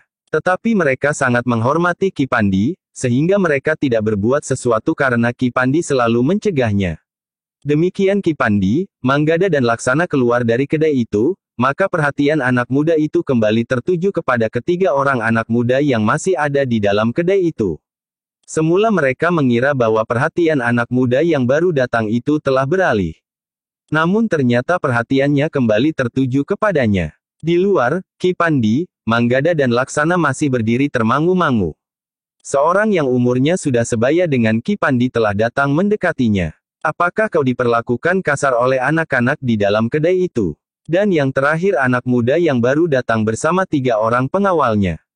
Bertanya orang itu. Ah, tidak apa-apa Ki Sanak, jawab Ki Pandi, aku mengenal sikap anak-anak muda yang kadang-kadang meledak-ledak. Orang itu memandang ke pintu kedai itu. Lalu katanya, tetapi anak-anak itu kadang-kadang memang keterlaluan. Aku melihat apa yang mereka lakukan atas Ki Sanak. Ki Pandi tersenyum. Katanya, aku sudah melupakannya. Ki Sanak memang bijaksana, jawab orang itu. Namun katanya kemudian, tetapi hukuman itu akhirnya datang sendiri. Kau belum mengenal anak muda yang datang dengan pengawalnya itu. Belum Ki Sanak, jawab Ki Pandi. Anak itu anak orang yang sangat kaya. Orang-orang di sekitar tempat ini, termasuk pemilik kedai itu, mendapat pinjaman uang dari orang tua anak muda itu sebagai modal. Itulah sebabnya maka ia sangat dihormati di lingkungan ini. Kedudukannya justru melampaui kedudukan Ki Demang sendiri. Ia dapat berbuat apa saja sekehendak hatinya. Nah, 3 orang anak muda itu akan mengalami nasib buruk di tangannya. Ketiga orang pengawalnya itu akan memperlakukan ketiga orang anak muda itu menjadi barang mainan. Mereka pulang dengan tulang-tulang yang retak. Apakah Ki Demang tidak mampu mengatasinya? Bertanya Ki Pandi, atau barangkali prajurit Pajang. Ki Demang sudah tidak berdaya. Sementara itu, mereka tidak berani melaporkan kepada prajurit Pajang. Mungkin prajurit Pajang dapat bertindak. Namun nasib mereka yang berani melaporkan itu akan menjadi lebih buruk lagi. Wajah Ki Pandi nampak berkerut. Sementara orang itu berkata, lebih dari itu, ayah anak muda itu mempunyai banyak kawan di lingkungan keprajuritan. Hubungan yang baik itu sangat mempengaruhi sikap mereka. Ki Pandi mengangguk-angguk. Namun sebelum ia menyahut, maka ia pun terkejut melihat anak muda yang terlempar dari pintu kedai itu dan jatuh di halaman. Ampun, aku minta ampun, anak muda itu hampir menangis. Seorang yang bertubuh tinggi keker melangkah mendekatinya. Dengan tangkasnya ia menggapai baju anak muda yang terjatuh itu. Kemudian ditariknya sehingga anak muda itu berdiri. Namun sebuah pukulan yang sangat keras telah mengenai perutnya. Anak muda itu terbungkuk kesakitan. Tetapi pukulan yang lain melayang mengenai wajahnya, sehingga sekali lagi anak muda itu terjatuh di halaman. Ki Pandi, Manggada dan Laksana berdiri termangu-mangu. Sedang orang yang sudah sebaya dengan Ki Pandi itu berkata, lebih baik kita pergi. Jika kita masih tetap di sini, maka kita tentu akan dianggap mencampuri persoalan mereka. Ki Pandi termangu-mangu sejenak. Namun kemudian katanya, silahkan menyingkir Ki Sanak. Aku akan menonton di sini. Orang itu menjadi heran. Dengan nada tinggi ia berkata, apa yang sebenarnya kau kehendaki? Kau sudah mendapat perlakuan kasar. Kau sudah diusir seperti seorang pengemis meskipun kau mampu membayar harga makanan dan minumanmu. Sekarang kau akan menonton apa yang bakal terjadi di sini. Bukankah itu akan berakibat buruk bagi kalian? Kasihan anak-anak muda yang bakal mengalami nasib buruk itu, berkata Ki Pandi. Itu hukuman bagi mereka. Bukankah mereka telah memperolok-olokkan Ki Sanak? Tetapi kenakalan itu masih merupakan kenakalan anak-anak muda. Namun agaknya anak muda yang berpengawal itu telah melakukan perbuatan-perbuatan yang lebih kasar lagi. Justru karena ia mempunyai kedudukan yang kuat, serta pengawal yang berilmu tinggi, berkata Ki Pandi, bahkan menurut perhitunganku, anak muda itu tentu juga sering memeras orang-orang yang telah meminjam uang kepada ayahnya di luar pengetahuan ayahnya itu sendiri. Ya, jawab orang itu, dari mana kau tahu? Aku hanya menduga, jawab Ki Pandi.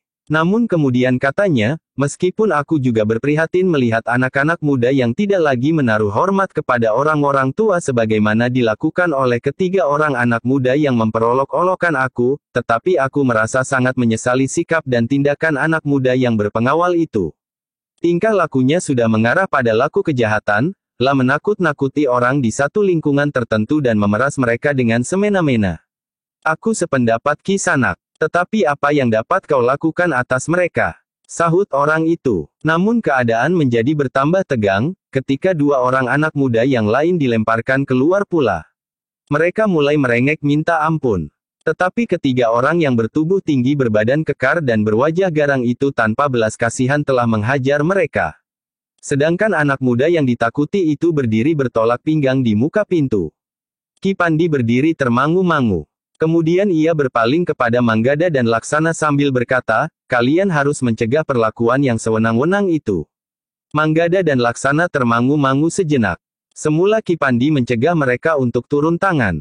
Namun tiba-tiba Ki Pandi itu justru memberikan perintah kepada mereka untuk berbuat sesuatu.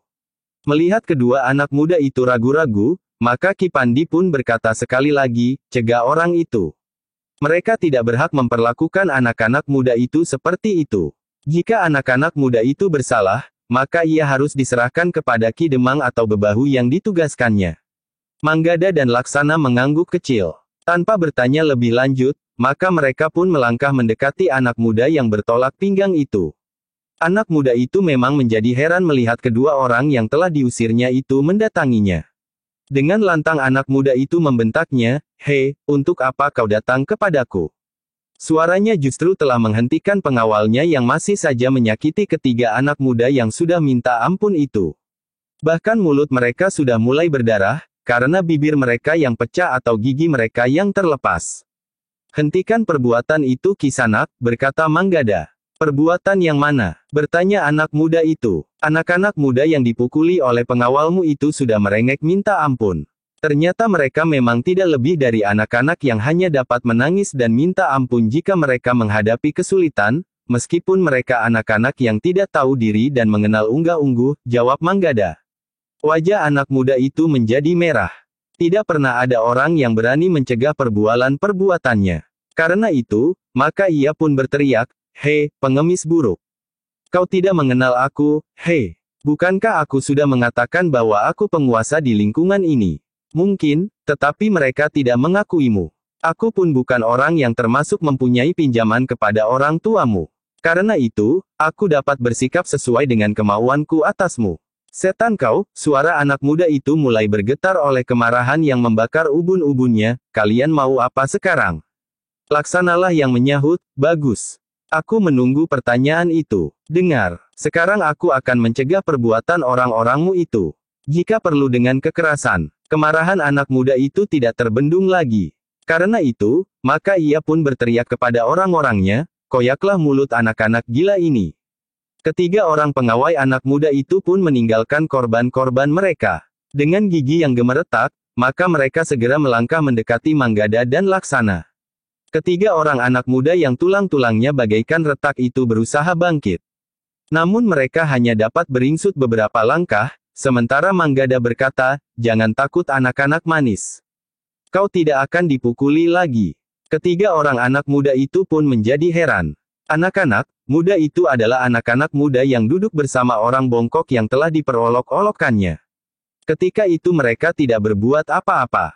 Meskipun nampaknya mereka tersinggung, tetapi justru orang bongkok itu sendirilah yang menenangkan mereka, sehingga keduanya tidak berbuat apa-apa.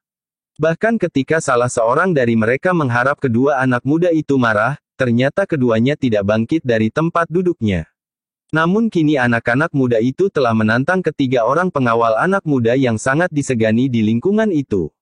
Dalam pada itu, ketiga orang pengawal itu sudah siap. Namun karena yang akan mereka hadapi hanya dua orang anak muda saja, maka seorang di antara mereka terpaksa mengalah. "Kau bereskan anak-anak yang telah memukuli sepupuku itu," berkata anak muda yang disegani itu. Orang itu memang berpaling kepada tiga orang anak muda yang sudah berhasil bangkit untuk duduk di pinggir halaman itu. Sementara itu Laksanalah yang berteriak kepada mereka, "Bangkit! Lawan orang yang akan memukulimu. Bukankah kalian laki-laki sejati? Kalian hanya berani memperolok-olokkan orang tua yang kau anggap tidak mampu berbuat apa-apa. Tetapi menghadapi orang yang kau anggap kuat, kau sama sekali tidak berani berbuat apa-apa. Bahkan merengek minta ampun." "Cukup," bentak anak muda yang membawa tiga orang pengawal itu. Lalu katanya kepada kedua orang pengawalnya, "Buat mereka menjadi jera." Kedua orang pengawal itu pun segera melangkah maju. Seorang mendekati Manggada dan seorang lagi mendekati Laksana. Dalam pada itu, beberapa orang yang ada di kedai itu pun telah keluar. Mereka melihat dua orang anak muda yang datang bersama orang bongkok itu sudah berhadapan dengan orang-orang yang sangat ditakuti di tempat itu. Bahkan Ki Demang pun tidak dapat berbuat apa-apa terhadap mereka. Tetapi kedua orang anak muda yang berpakaian kusut itu nampaknya sama sekali tidak merasa takut. Tetapi beberapa orang berbisik di antara mereka, mereka belum mengenal kedua orang yang garang dan bengis itu. Mereka tentu akan mematahkan tangan atau kaki keduanya atau bahkan lehernya. Sementara itu, orang yang umurnya sebaya dengan Ki Pandi berkata dengan nada cemas, "Kau umpankan anak-anak itu ke dalam mulut serigala yang sangat buas. Kau tentu belum mengenal mereka. Mereka dapat berbuat apa saja yang tidak dapat dilakukan oleh orang lain. Apalagi terhadap orang yang sudah berani menentang anak muda yang mengendalikan mereka. Anak muda yang nampaknya tampan itu ternyata berhati iblis. Dan kau serahkan anak-anakmu itu ke tangannya yang merah oleh darah." Ki Pandi menarik nafas dalam-dalam. Katanya, "Aku tidak berharap demikian. Aku tidak senang melihat tingkah laku anak muda dan pengawal-pengawalnya itu. Karena itu, aku berharap bahwa kedua orang kemenakanku itu dapat sedikit memperingatkannya agar untuk selanjutnya ia berhati-hati." "Apakah kedua kemenakanmu itu mempunyai ilmu kebal?" bertanya orang itu. "Tidak," jawab Ki Pandi. "Namun katanya kemudian, tetapi mereka berbekal niat yang baik. Niat saja tidak akan menolong mereka. Nasibnya akan menjadi lebih buruk dari ketiga orang anak muda itu." Dalam pada itu, Manggada dan Laksana pun sudah mulai bergeser saling menjauhi. Mereka sudah siap menghadapi kedua orang yang bertubuh tinggi tegap itu. Bahkan tenaga mereka pun ternyata lebih kuat dari orang kebanyakan. Orang-orang yang bertubuh raksasa itulah yang kemudian mulai menyerang. Mereka seakan-akan tidak memperhitungkan perlawanan kedua orang anak muda itu. Raksasa yang melawan Manggada itu justru telah melangkah maju sambil menjulurkan tangannya untuk menangkap anak muda itu, seakan-akan anak muda itu bukannya sasaran yang dapat bergerak dan apalagi melawan. Manggada yang melihat lawannya itu ingin menangkapnya begitu saja, justru merasa tersinggung. Beberapa langkah ia mundur, tidak untuk menghindari tangan lawannya yang akan menangkap lengannya itu. Tetapi ia justru mengambil ancang-ancang. Bahwa Manggada merasa tersinggung itu telah membuatnya berusaha untuk memberikan peringatan kepada lawannya pada serangannya yang pertama. Demikianlah, ketika raksasa itu masih saja melangkah maju, maka dengan tiba-tiba saja Manggada telah melenting sambil memiringkan tubuhnya. Dikerahkannya tenaganya untuk melontarkan serangan ke arah dada orang itu untuk menunjukkan bahwa lawannya tidak dapat menganggapnya seorang yang tidak berdaya. Tubuh Manggada meluncur dengan derasnya. Kakinya terjulur lurus menyamping, langsung ke arah dada. Namun ternyata yang tidak terduga-duga itu terjadi. Manggada sendiri terkejut ketika kakinya menghantam dada orang itu. Ternyata pertahanan orang itu telah terguncang. Bahkan kemudian orang itu bagaikan dilemparkan langsung jatuh terbanting di tanah. Terdengar mulutnya mengumpat kasar. Dengan sigapnya ia melenting untuk bangkit berdiri. Tetapi ternyata tubuhnya pun segera terhuyung-huyung.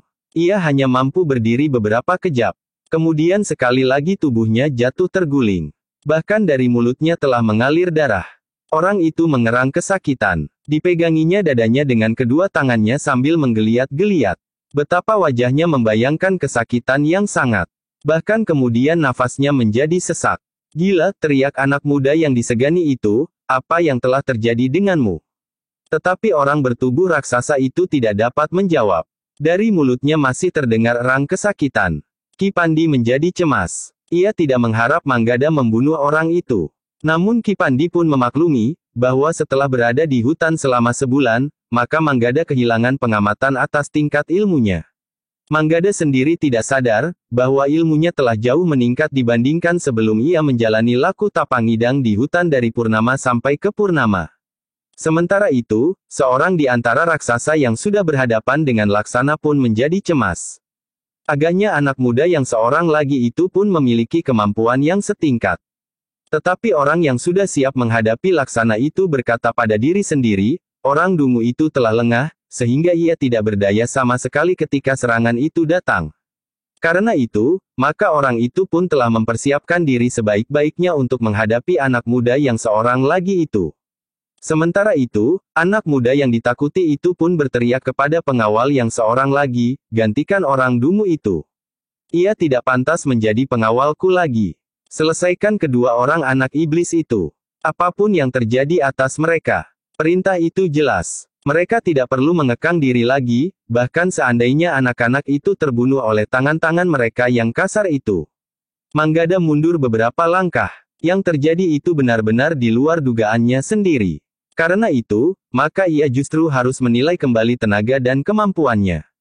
Bahkan tanpa mengerahkan tenaga dalamnya. Yang kemudian mulai menyerang adalah orang yang berhadapan dengan Laksana. Sebenarnya lah bahwa Laksana sendiri juga menjadi bimbang oleh kekuatan dan kemampuannya sendiri.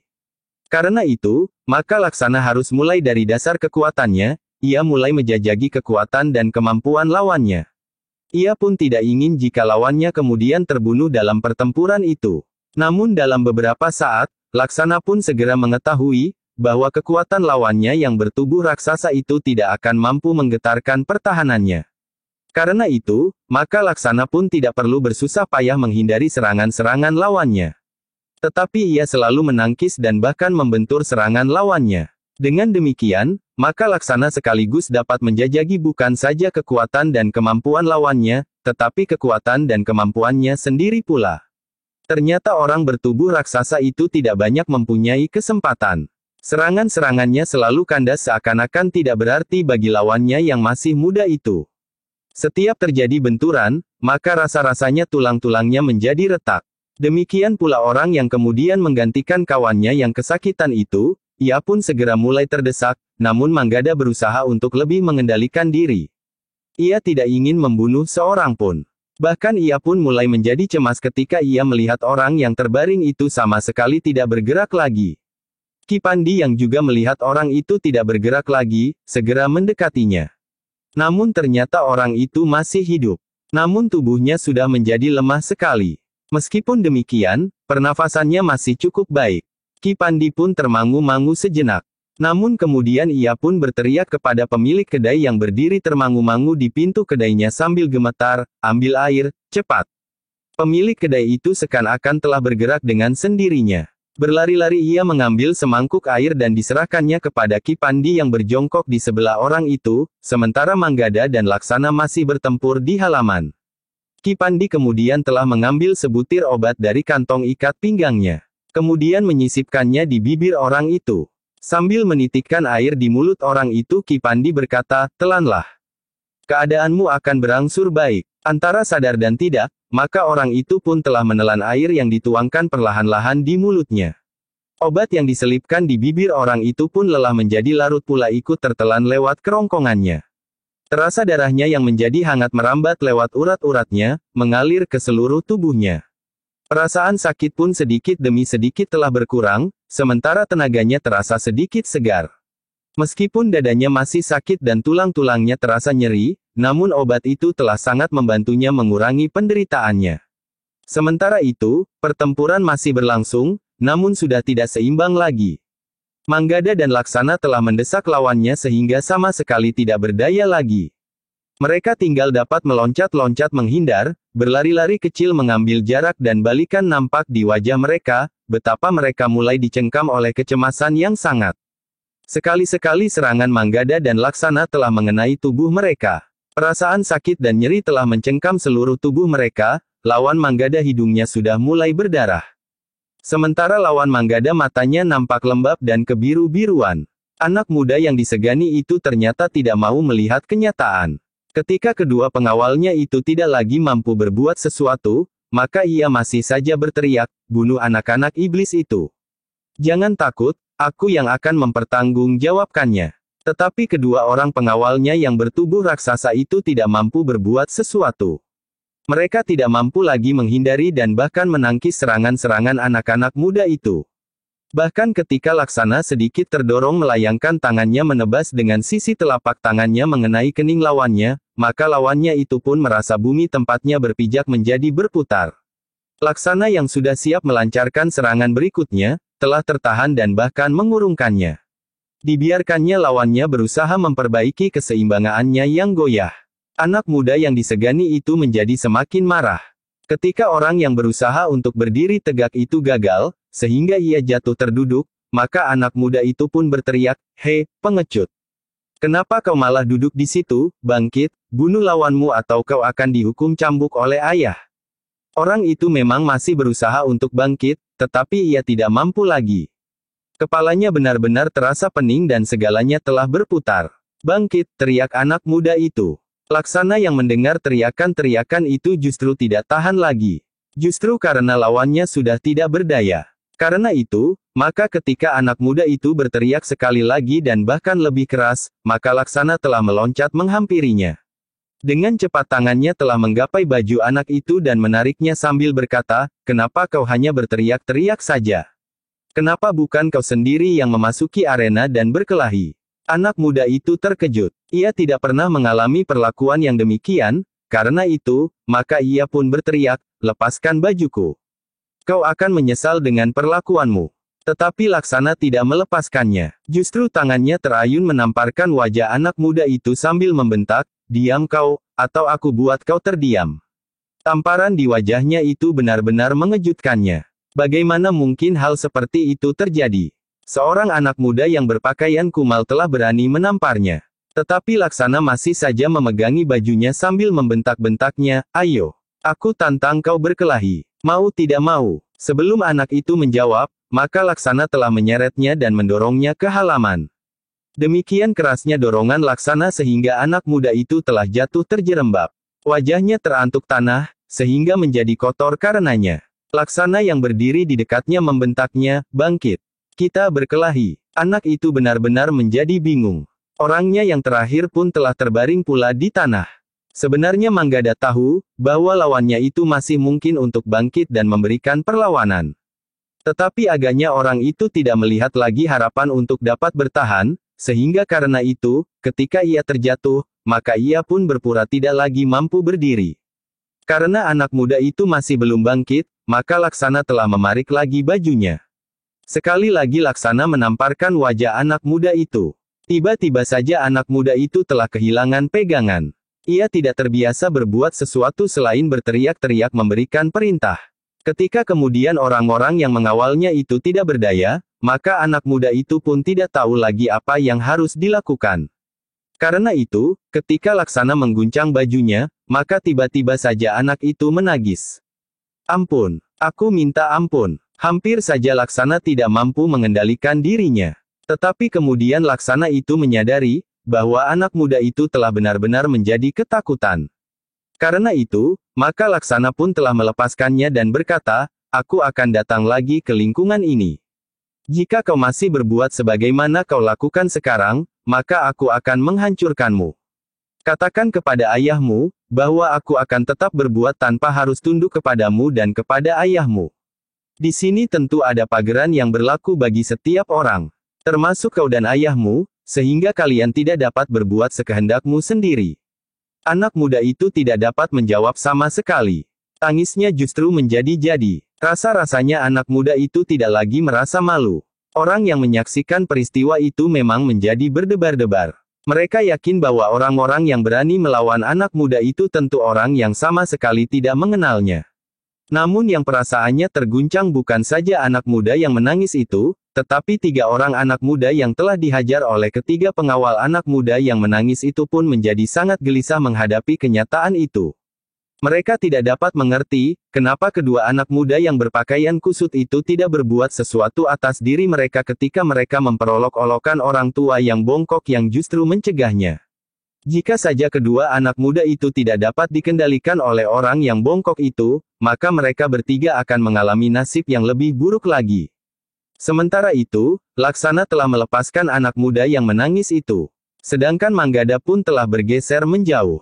Ki Pandi yang telah memberikan obat kepada salah seorang pengawal yang dadanya terluka di dalam itu pun telah bangkit dan berdiri pula. "Marilah," berkata Ki Pandi, "kita tinggalkan saja tempat ini. Kita tidak mempunyai kepentingan apa-apa lagi di sini." Manggada telah melangkah mendekati Ki Pandi. Tetapi Laksana justru melangkah mendekati ketiga orang anak muda yang telah memperolok-olokkan Ki Pandi yang masih saja bingung menghadapi kenyataan itu. Laksana yang kemudian berdiri di hadapan ketiga orang anak muda itu berkata, "Sekarang kalian bangkit berdiri." Ketiga orang anak muda itu pun benar-benar ketakutan. Karena itu, mereka pun dengan gemetar telah bangkit berdiri pula, betapapun tubuh mereka masih merasa nyeri. Tiba-tiba Laksana telah menyambar ikat kepala mereka, membantingnya di tanah dan menginjaknya. Sambil mengusap kepala ketiga orang anak muda itu ia berkata, "Tiba-tiba saja aku ingin mengusap kepala kalian. Kepala anak-anak muda yang tidak lebih dari pengecut. Kenapa kalian sama sekali tidak berani melawan? Apakah kalian hanya berani memperolok-olokkan orang tua yang kau anggap tidak berdaya? Atau kau anggap pengemis sebagaimana dikatakan oleh anak cengeng itu? Ketiganya sama sekali tidak menjawab. Mereka pun sama sekali tidak berbuat apa-apa ketika kepala mereka diguncang-guncang oleh Laksana. Ketiga anak muda itu melangkah mundur. Wajah mereka menjadi tegang. Sementara anak muda yang baru masuk bersama dua orang itu masih berdiri di pintu kedai itu. Ki Pandi hanya dapat menarik nafas dalam-dalam. Sementara Manggada hanya memandanginya saja. Namun akhirnya Ki Pandi itu memberinya isyarat untuk meninggalkan anak-anak muda itu. Bertiga mereka pun kemudian bersiap meninggalkan kedai itu dengan meninggalkan berbagai macam kesan di hati orang-orang yang menyaksikannya. Bahkan orang yang umurnya sebaya dengan Ki Pandi itu melangkah mendekatinya sambil berkata, "Maafkan aku Ki Sanak. Aku tidak mengenal Ki Sanak sebelumnya, jika Ki Sanak tidak berkeberatan, apakah Ki Sanak dapat memberitahukan kepadaku, siapa Ki Sanak itu sebenarnya?" Ki Pandi tersenyum. Katanya, "Kami adalah pengembara yang tidak berarti apa-apa. Tetapi peristiwa ini telah sangat menarik perhatian kami, sehingga agaknya kami akan sering lewat jalan ini." Demikianlah, sejenak kemudian maka Ki Pandi telah mengajak Manggada dan Laksana meninggalkan tempat itu. Mereka pun kemudian melangkah menyusuri jalan panjang. Namun kemudian mereka berbelok memasuki jalan yang lebih kecil. Sambil berjalan meninggalkan tempat itu, mereka menyadari bahwa apa yang terjadi telah menjadi tontonan orang banyak. Bukan saja orang-orang yang ada di kedai itu, tetapi orang-orang yang kebetulan lewat, juga terhenti untuk menyaksikan apa yang terjadi. Bahkan Ki Pandi, Manggada dan Laksana telah bertemu dengan 4 orang prajurit berkuda yang berpacu menuju ke arah yang berlawanan. Sebenarnya lah bahwa ternyata ada juga yang melaporkan peristiwa itu ke sebuah barak prajurit, sehingga Senapati yang mendapat laporan itu telah mengirimkan 4 orang prajurit berkuda untuk melerai keadaan. Namun ketika mereka sampai di kedai itu, maka perkelahian pun sudah berhenti. Tetapi para prajurit itu masih menemukan orang-orang yang telah terluka serta anak-anak muda yang kesakitan. Juga anak muda yang telah menangis itu meskipun sudah berhasil menguasai gejolak perasaannya sehingga tangisnya pun telah berhenti. Dari orang-orang yang masih mengerumuni halaman kedai itu meskipun dari jarak yang tidak terlalu dekat, para prajurit telah mendapat keterangan apa yang telah terjadi. Karena itu, para prajurit itu minta pemilik kedai itu datang ke barak untuk memberikan keterangan tentang perkelahian di kedainya itu. Tetapi 3 di antara para pelaku itu sudah pergi, berkata pemilik kedai itu. "Nanti di barak kau akan dimintai keterangan selengkapnya," berkata prajurit yang tertua. Sementara itu Ki Pandi, Manggada dan Laksana sudah berjalan semakin jauh. Para prajurit itu memang tidak berusaha mencarinya. Mereka pun sudah mengenali anak muda dengan ketiga orang pengawal itu, sehingga para prajurit itu sudah mengira bahwa anak muda itulah yang bersalah. Namun ia agaknya telah terbentur pada sekelompok orang berilmu tinggi, sehingga ketiga orang pengawalnya itu tidak berdaya sama sekali. Kepada anak muda yang cengeng itu prajurit yang tertua berkata, "Kau pun setiap saat diperlukan harus datang ke barak." Anak muda yang sudah tidak menangis lagi itu berkata, "Aku akan memberitahukan kepada ayahku atas perlakuan kalian." Prajurit itu ternyata telah tersinggung.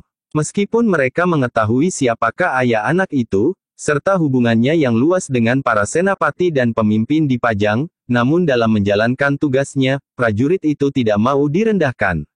Karena itu, maka prajurit yang tertua itu mendekatinya sambil berkata, "Coba, katakan sekali lagi. Maka aku akan menumbat mulutmu dengan pedangku." Anak muda itu menjadi ketakutan kembali. Bahkan mulutnya mulai bergetar dan matanya mulai mengembun lagi. Tetapi prajurit itu tidak mau memperpanjang persoalan. Ia pun kemudian telah mendekati 3 orang anak muda yang masih kesakitan sambil berkata, "Kalian pun harus bersiap-siap dan datang jika kalian kami panggil."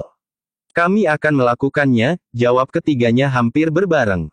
Demikianlah, maka para prajurit itu pun meninggalkan kedai itu. Sedangkan orang-orang yang berkerumun pun telah pergi pula satu persatu. Sedangkan ketiga anak muda yang kesakitan itu pun dengan sisa tenaganya berusaha untuk menjauhi tempat itu pula. Yang tinggal kemudian hanyalah anak muda dan ketiga orang pengawalnya. Seorang yang berpura-pura tidak dapat bangkit itu telah berdiri. Yang lain pun mulai dapat bangkit dan duduk sambil bersandar pada tangannya. Pengawal yang dadanya terluka di dalam itu sudah menjadi bertambah baik pula keadaannya setelah Ki Pandi mengobatinya. Pemilik kedai dan pelayan-pelayannya lah yang kemudian berusaha menolong mereka dan membawanya ke dalam kedai. Dalam pada itu, Ki Pandi, Manggada dan Laksana sudah menjadi semakin jauh. Mereka tidak lagi mengikuti jalan induk yang akan sampai ke pintu gerbang kota yang lain. Tetapi mereka telah memilih jalan yang lebih kecil dan keluar dari kota Pajang lewat pintu gerbang samping yang lebih kecil. Satu hal yang tanpa kalian sengaja tetapi dapat memberikan petunjuk penting bagi kalian, berkata Ki Pandi. Tentang apa, Ki Pandi? Bertanya Manggada. Kalian masih belum mampu menilai dengan tepat kemampuan kalian sendiri, jawab Ki Pandi. Manggada dan Laksana mengangguk-angguk. Mereka memang masih harus menilai lagi kemampuan mereka yang sudah meningkat setelah mereka berada di hutan dari Purnama sampai ke Purnama. Dalam pada itu, Ki Pandi pun berkata pula, agaknya Angger Manggada masih terkejut melihat serangannya yang hampir saja membunuh orang bertubuh raksasa itu. Seandainya daya tahan orang itu tidak cukup tinggi, maka ia tentu sudah tidak tertolong lagi. Manggada mengangguk-angguk. Sebenarnya lah bahwa ia masih belum tahu pasti, seberapa tinggi tataran ilmu serta kekuatan tenaganya setelah ia melakukan tapangidang. Namun hal itu juga tergantung kepada kemampuan serta daya tahan lawannya. Tetapi Manggada dan Laksana memang menyadari, bahwa mereka harus melakukan pengamatan lebih seksama tentang peningkatan ilmu mereka itu. Kita akan melakukannya setelah kalian berada di rumah nanti, berkata Ki Pandi. Manggada dan Laksana mengangguk-angguk mengiyakan. Dengan sungguh-sungguh Manggada berkata, kami tentu akan sangat berterima kasih Ki Pandi. Jika pada suatu saat Paman melihat bagaimana kami dapat meningkatkan kemampuan kami, maka Paman tentu akan sangat bergembira. Sudah tentu Ayah juga. Semuanya itu sudah tentu sebagian besar tergantung kepada kalian berdua sendiri. Kemauan kalian serta tenaga dasar yang ada di dalam diri kalian, berkata Ki Pandi. Lalu katanya pula, tetapi tentu saja dengan harapan, bahwa apa yang telah kalian miliki itu akan berarti bagi sesama. Bukan sebaliknya justru merugikan sesama. Manggada dan Laksana masih saja mengangguk-angguk. Beberapa kali mereka mendengar petunjuk itu. Bukan saja dari Ki Pandi, tetapi juga dari guru mereka, dari orang tua mereka dan bahkan dari Kiai Gumrah. Demikianlah, mereka bertiga pun telah melanjutkan perjalanan mereka justru menjauhi Pajang. Mereka telah berjalan lagi di antara bulak-bulak sawah. Kehidupan mulai nampak berbeda dari kehidupan di kota yang sibuk. Jalan-jalan tidak lagi terlalu ramai. Tatanan rumah dan halaman, bahkan sifat dan kebiasaan penghuni-penghuninya. Semakin jauh mereka dari kota, maka mereka tidak lagi merasa dikelilingi oleh kesibukan dan ketergesa-gesaan. Tetapi juga tidak lagi dibayangi oleh kehidupan anak-anak muda yang menggelisahkan, meskipun jumlah mereka sebenarnya terhitung kecil. Meskipun sebenarnya kenakalan itu ada di mana-mana, tetapi karena kehidupan di kota yang berbeda dengan kehidupan di luarnya, maka wujud kenakalannya pun berbeda pula. Dalam pada itu, agaknya Ki Pandi pun sedang memikirkan sikap anak-anak muda yang baru saja ditemuinya. Dengan nada rendah Ki Pandi itu pun berkata, Angger berdua. Di sepanjang perjalanan kita, maka kita sudah melihat berbagai macam sikap dan sifat anak-anak muda. Anak-anak muda yang ada di sekitar Kiai Gumrah. Kau kenal anak-anak muda yang nakal bahkan keterlaluan sehingga sudah merugikan banyak orang seperti Rambatan. Tetapi kau kenal juga anak-anak muda yang baik di padukuhan itu. Kau kenal juga Darpati dan Winih. Manggada dan Laksana menjadi termangu-mangu sejenak. Ternyata banyak hal yang diketahui oleh Ki Pandi. Agaknya Ki Pandi dapat membaca perasaan anak-anak itu. Katanya kemudian, aku mengetahuinya dari sedikit pengamatanku. Namun juga dari cerita Kiai Gumrah, ia berhenti sejenak, lalu, kau lihat anak-anak Mada di perjalanan kita ke Pajang, sebelum dan sesudah kita melampaui hutan itu. Sehingga dengan demikian, maka kau akan dapat membuat perbandingan-perbandingan. Justru kalian juga termasuk anak-anak muda, maka kalian tentu mempunyai kesempatan untuk menentukan sikap dan pilihan bagi jalan kehidupan kalian. Manggada dan Laksana itu pun mengangguk-angguk. Sementara Ki Pandi berkata, memang ada di antara anak-anak muda yang memilih untuk hidup dalam kesenangan dan kepuasan keduniawian yang dapat langsung dirasakannya sesaat. Tetapi ada yang meletakkan harapannya pada masa depan. Bahkan ada yang memikirkan ruang lingkup kehidupan yang lebih luas dari kehidupan dirinya sendiri. Manggada dan Laksana mendengarkan keterangan itu dengan bersungguh-sungguh pula. Agaknya Ki Pandi memang tersentuh melihat kehidupan anak-anak muda yang dijumpainya dalam perjalanan hidupnya. Dalam pada itu, maka mereka pun melangkah semakin lama semakin jauh dari Pajang. Mereka sudah berada di antara hijaunya tanaman di sawah dan pategalan. Angin terasa semilir berhembus mengguncang batang-batang padi muda yang nampak segar terendam di air yang tergenang. Wajah kedua anak muda itu menjadi semakin cerah. Lebih-lebih lagi Manggada. Mereka sudah memasuki jalan yang langsung menuju padukuhannya. Kampung halamannya. Laksana pun pernah mengunjungi pamannya itu. Meskipun itu sudah lama terjadi, tetapi lamat-lamat ia masih dapat mengenali jalan yang dilaluinya, karena agaknya masih belum banyak berubah.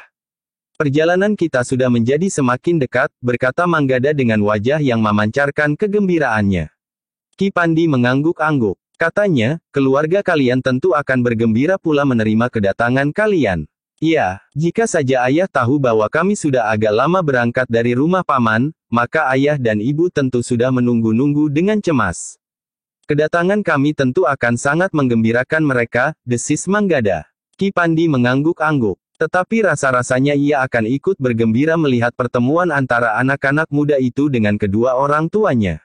Demikianlah ketika mereka mendekati padukuhan Gemawang yang terletak di Kademangan Kalegen, maka mereka pun menjadi berdebar-debar.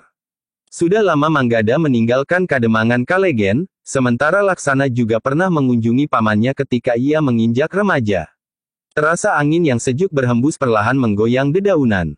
Padukuhan Gemawang yang merupakan bagian dari Kademangan Kalegen nampak tenang di kejauhan. Pohon nyiur yang berdiri berjajar di batas padukuhan seakan-akan melambai menyambut kedatangan Manggada dan sepupunya Laksana.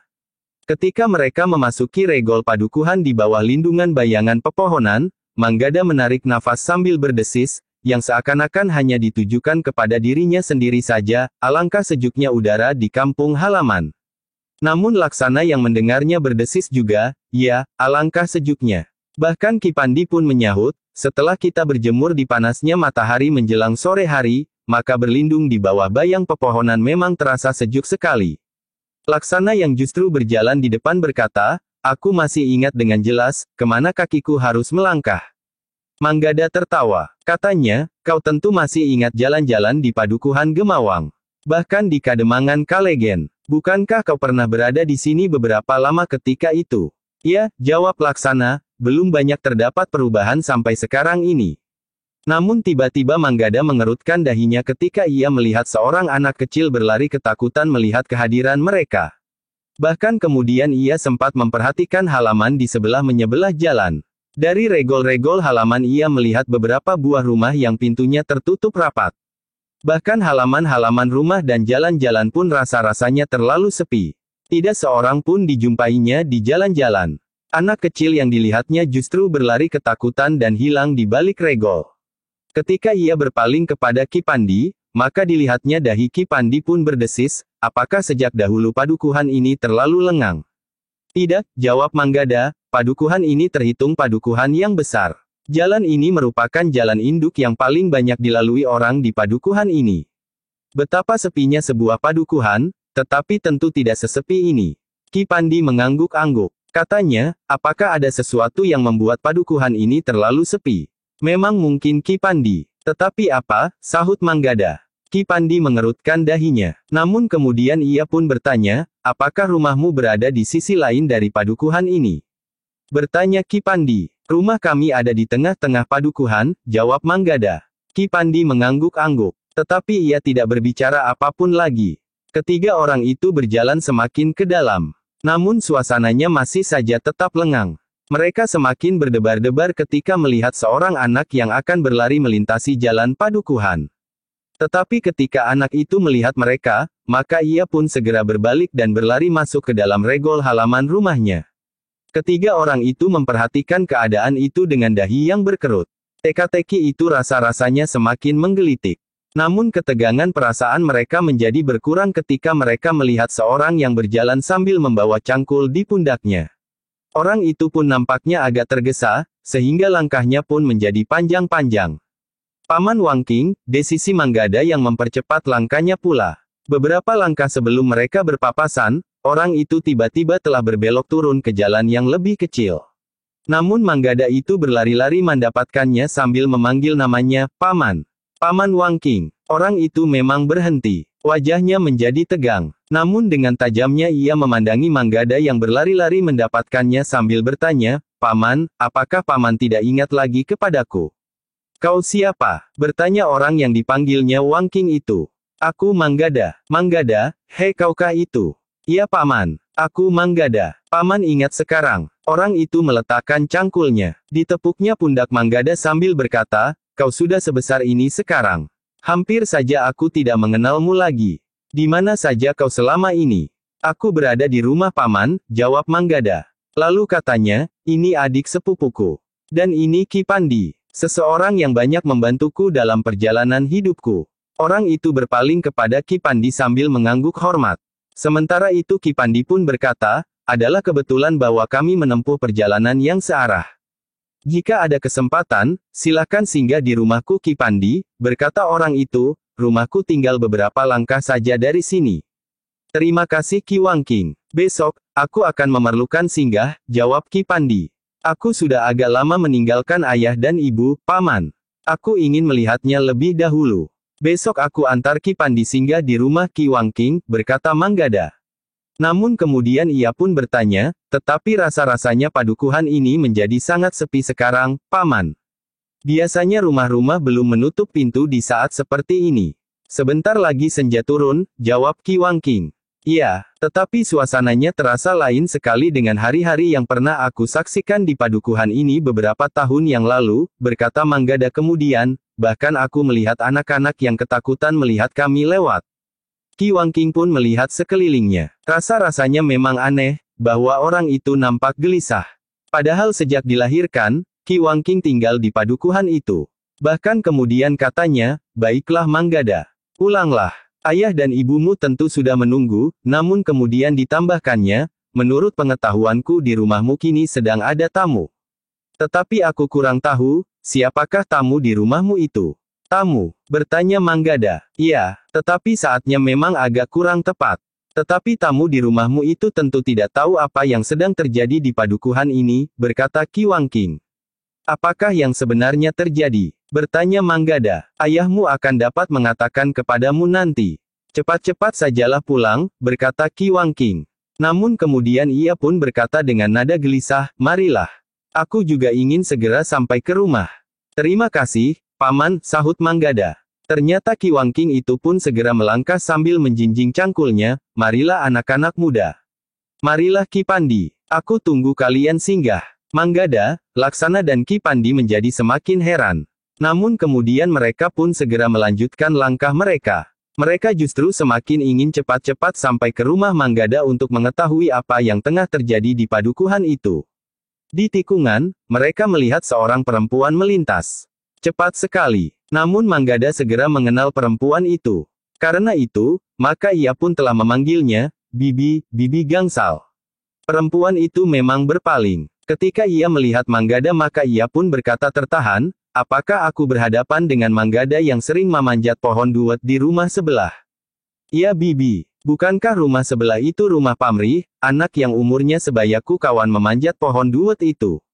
"Manggada," perempuan itu mengangguk-angguk, "kau sudah begitu besar. Tetapi kemana kau selama ini?" bertanya perempuan itu. "Aku berada di rumah paman, Bibi," jawab Manggada. Perempuan itu nampaknya masih ingin bertanya lebih panjang. Tetapi tiba-tiba wajahnya berkerut. Katanya, "Pulanglah Ngger. Bukankah kau belum sampai ke rumahmu?" "Belum Bibi," jawab Manggada. "Nah, pulanglah, sebentar lagi senja turun," berkata perempuan itu, "aku juga harus segera pulang." Manggada tidak sempat memperkenalkan saudara sepupunya dan Ki Pandi. Namun bahwa semua orang nampaknya merasa gelisah, menjadi semakin terasa. Sehingga karena itu, maka Manggada pun semakin ingin cepat sampai di rumah. Demikianlah, mereka bertiga tidak berhenti lagi. Mereka tidak lagi bertemu dengan seorang pun. Ketika senja turun, maka semua pintu rumah menjadi semakin tertutup rapat. Mereka bertiga hanya dapat melihat cahaya lampu minyak yang menyusup di antara lubang dinding yang tidak rapat. Sementara regol-regol halaman pada umurnya memang tidak tertutup rapat. Ketika Manggada sampai di muka regol halaman rumahnya, maka pintu rumahnya pun sudah tertutup. Tetapi pintu regolnya masih sedikit terbuka. Rumah Manggada adalah sebuah rumah yang sedang lengkap dengan peringgitan, pendapa dan gandok. Dua buah seketeng di sebelah menyebelah pendapa memisahkan longkangan dengan halaman depan yang memang agak luas. Jantung Manggada terasa bergejolak semakin cepat. Kepada Ki Pandi Manggada itu berkata, "Inilah rumahku, Ki Pandi." Ki Pandi mengangguk-angguk. Katanya, "Rumah yang bagus. Rumah yang sederhana," sahut Manggada. "Tetapi rumahmu terpelihara dengan rapi, Manggada. Bersih dan terawat baik. Ayah dan ibu memang senang merawat rumah, termasuk halamannya dan tanam-tanaman di atasnya," jawab Manggada. Ki Pandi mengangguk-angguk, sementara itu senja pun menjadi semakin temaram. Di pendapa rumah orang tua Manggada, lampu sudah menyala. Demikian pula di serambi gandok dan bahkan di seketeng. Namun rumah itu nampak sepi. Ketiga orang itu pun kemudian memasuki halaman rumah. Manggada mempersilahkan Ki Pandi naik ke pendapa dan duduk di atas tikar pandan yang memang sudah digelar di peringgitan. Manggada yang menjadi berdebar-debar mendekati pintu peringgitan. Sementara Laksana ikut saja di belakangnya. Perlahan-lahan Manggada mengetuk pintu. Semula ia ingin mengganggu kedua orang tuanya dan mengejutkan mereka. Namun karena suasana nampaknya tidak menguntungkan, maka niatnya diurungkan. Ia tidak mau benar-benar membuat orang tuanya benar-benar terkejut. Ternyata ketukannya itu segera didengar oleh orang yang berada di belakang pintu. Sesaat Manggada dan Laksana mendengar orang-orang berbisik di dalam. Baru kemudian dengan suara yang ragu terdengar seseorang bertanya, "Siapa di luar?" Meskipun sudah lama Manggada meninggalkan rumahnya, namun Manggada masih ingat benar. Suara itu suara ayahnya. Karena itu, maka Manggada itu pun segera menyahut, "Ini kami ayah." Manggada dan Laksana. Manggada dan Laksana, terdengar suara perempuan. "Ibu Manggada." Sejenak kemudian pintu peringgitan itu pun terbuka. Dengan tergesa-gesa seseorang telah mengangkat selarak pintu. Ketika pintu dibuka, maka ayah dan ibu Manggada berdiri di muka pintu. Demikian mereka melihat Manggada, maka ibunya segera memeluknya, sementara ayah Manggada memegangi kedua bahu Laksana sambil mengguncang-guncangnya. Seperti anaknya, maka Laksana nampak tumbuh menjadi anak muda yang kokoh kuat. Tangan ayah Manggada segera merasakan betapa kerasnya tulang-tulang Laksana dan betapa liat kulitnya. Namun yang kemudian terkejut adalah Manggada dan Laksana. Ternyata di belakang ayah dan ibu Manggada berdiri ayah dan ibu Laksana. "Ayah dan ibu ada di sini?" bertanya Laksana gagap. Ibu Laksana pun memeluknya pula. Setitik air mata menetes di bahu anaknya. Ia menahan tangis ketika melepas anaknya itu pergi bersama Manggada. Tetapi setelah kegelisahan mencengkam jantungnya, maka kini ia bertemu lagi dengan anaknya. "Marilah, masuklah," ayah Manggada mempersilahkan keduanya. Tetapi Manggada berkata, "Ayah, aku datang bersama seseorang. Seseorang yang telah banyak membantu dan bahkan melindungi aku selama dalam perjalanan." Ayah Manggada mengerutkan dahinya namun kemudian katanya, "Persilahkan ia masuk." Manggada pun kemudian melangkah mendekati Ki Pandi diikuti oleh ayahnya. Ki Pandi pun kemudian telah bangkit berdiri pula. Dengan hormat ia mengangguk dalam-dalam. Demikian pula ayah Manggada, sementara Manggada berkata, "Ki Pandi, ini ayahku." Kebetulan ayah dan ibu Laksana pun ada di sini pula. Kepada ayahnya, Manggada telah memperkenalkan Ki Pandi pula. Dikatakannya bahwa selama dalam perjalanan Ki Pandi telah banyak berbuat bagi Manggada dan Laksana. "Aku mempersilahkan Ki Pandi duduk di dalam saja," ayahnya mempersilahkan. Memang tidak terbiasa bagi orang yang baru dikenalnya langsung dipersilahkan duduk di ruang dalam. Biasanya seorang tamu diterima di pendapa atau di peringgitan. Tetapi Ki Pandi yang sudah menangkap suasana di padukuhan itu pun mengerti, kenapa ia dipersilahkan masuk ke ruang dalam. Demikianlah, maka sejenak kemudian, mereka sudah berada di ruang dalam rumah keluarga Manggada. Suasana yang gembira meliputi pertemuan itu. "Aku sudah hampir 10 hari berada di rumah ini," berkata Ki Citrabawa kepada Manggada dan Laksana, "sejak kalian meninggalkan rumah kami, maka kami tidak lagi mendengar kabar beritanya. Kami berharap kalian datang menengok kami. Tetapi sampai kegelisahan kami memuncak, kalian sama sekali tidak muncul. Ketika kami tidak tahan lagi, terutama ibumu, maka kami telah pergi menyusul kalian. Demikian kami sampai di rumah ini, kegelisahan itu justru semakin bertambah, karena ternyata kalian belum sampai di rumah ini. Maafkan kami Paman, jawab Manggada dengan nada rendah. Ketika Paman dan bibimu datang kemarin Manggada, serta menceritakan bahwa kalian sudah lama berangkat meninggalkan rumah pamanmu, jantungku dan jantung ibumu rasa-rasanya akan terlepas dari tangkainya, berkata ayah Manggada. Manggada dan Laksana hanya menundukkan kepalanya saja. Mereka memang bersalah, karena dengan demikian maka mereka telah membuat kedua keluarga mereka sangat gelisah.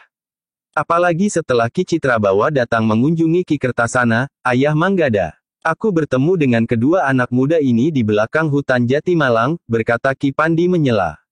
Hutan Jatimalang, Ki Citrabawa mengulang hampir tidak percaya, kenapa kalian sampai ke belakang hutan Jatimalang? Ceritanya panjang Paman, jawab Manggada. Baiklah, berkata Ki Citrabawa, besok kalian harus bercerita panjang sepanjang perjalanan kalian. Baik Paman, namun yang dapat kami beritahukan, seandainya kami tidak bertemu dengan Ki Pandi dan Panembahan Lepdagati, mungkin kami memang tidak akan dapat sampai ke rumah ini.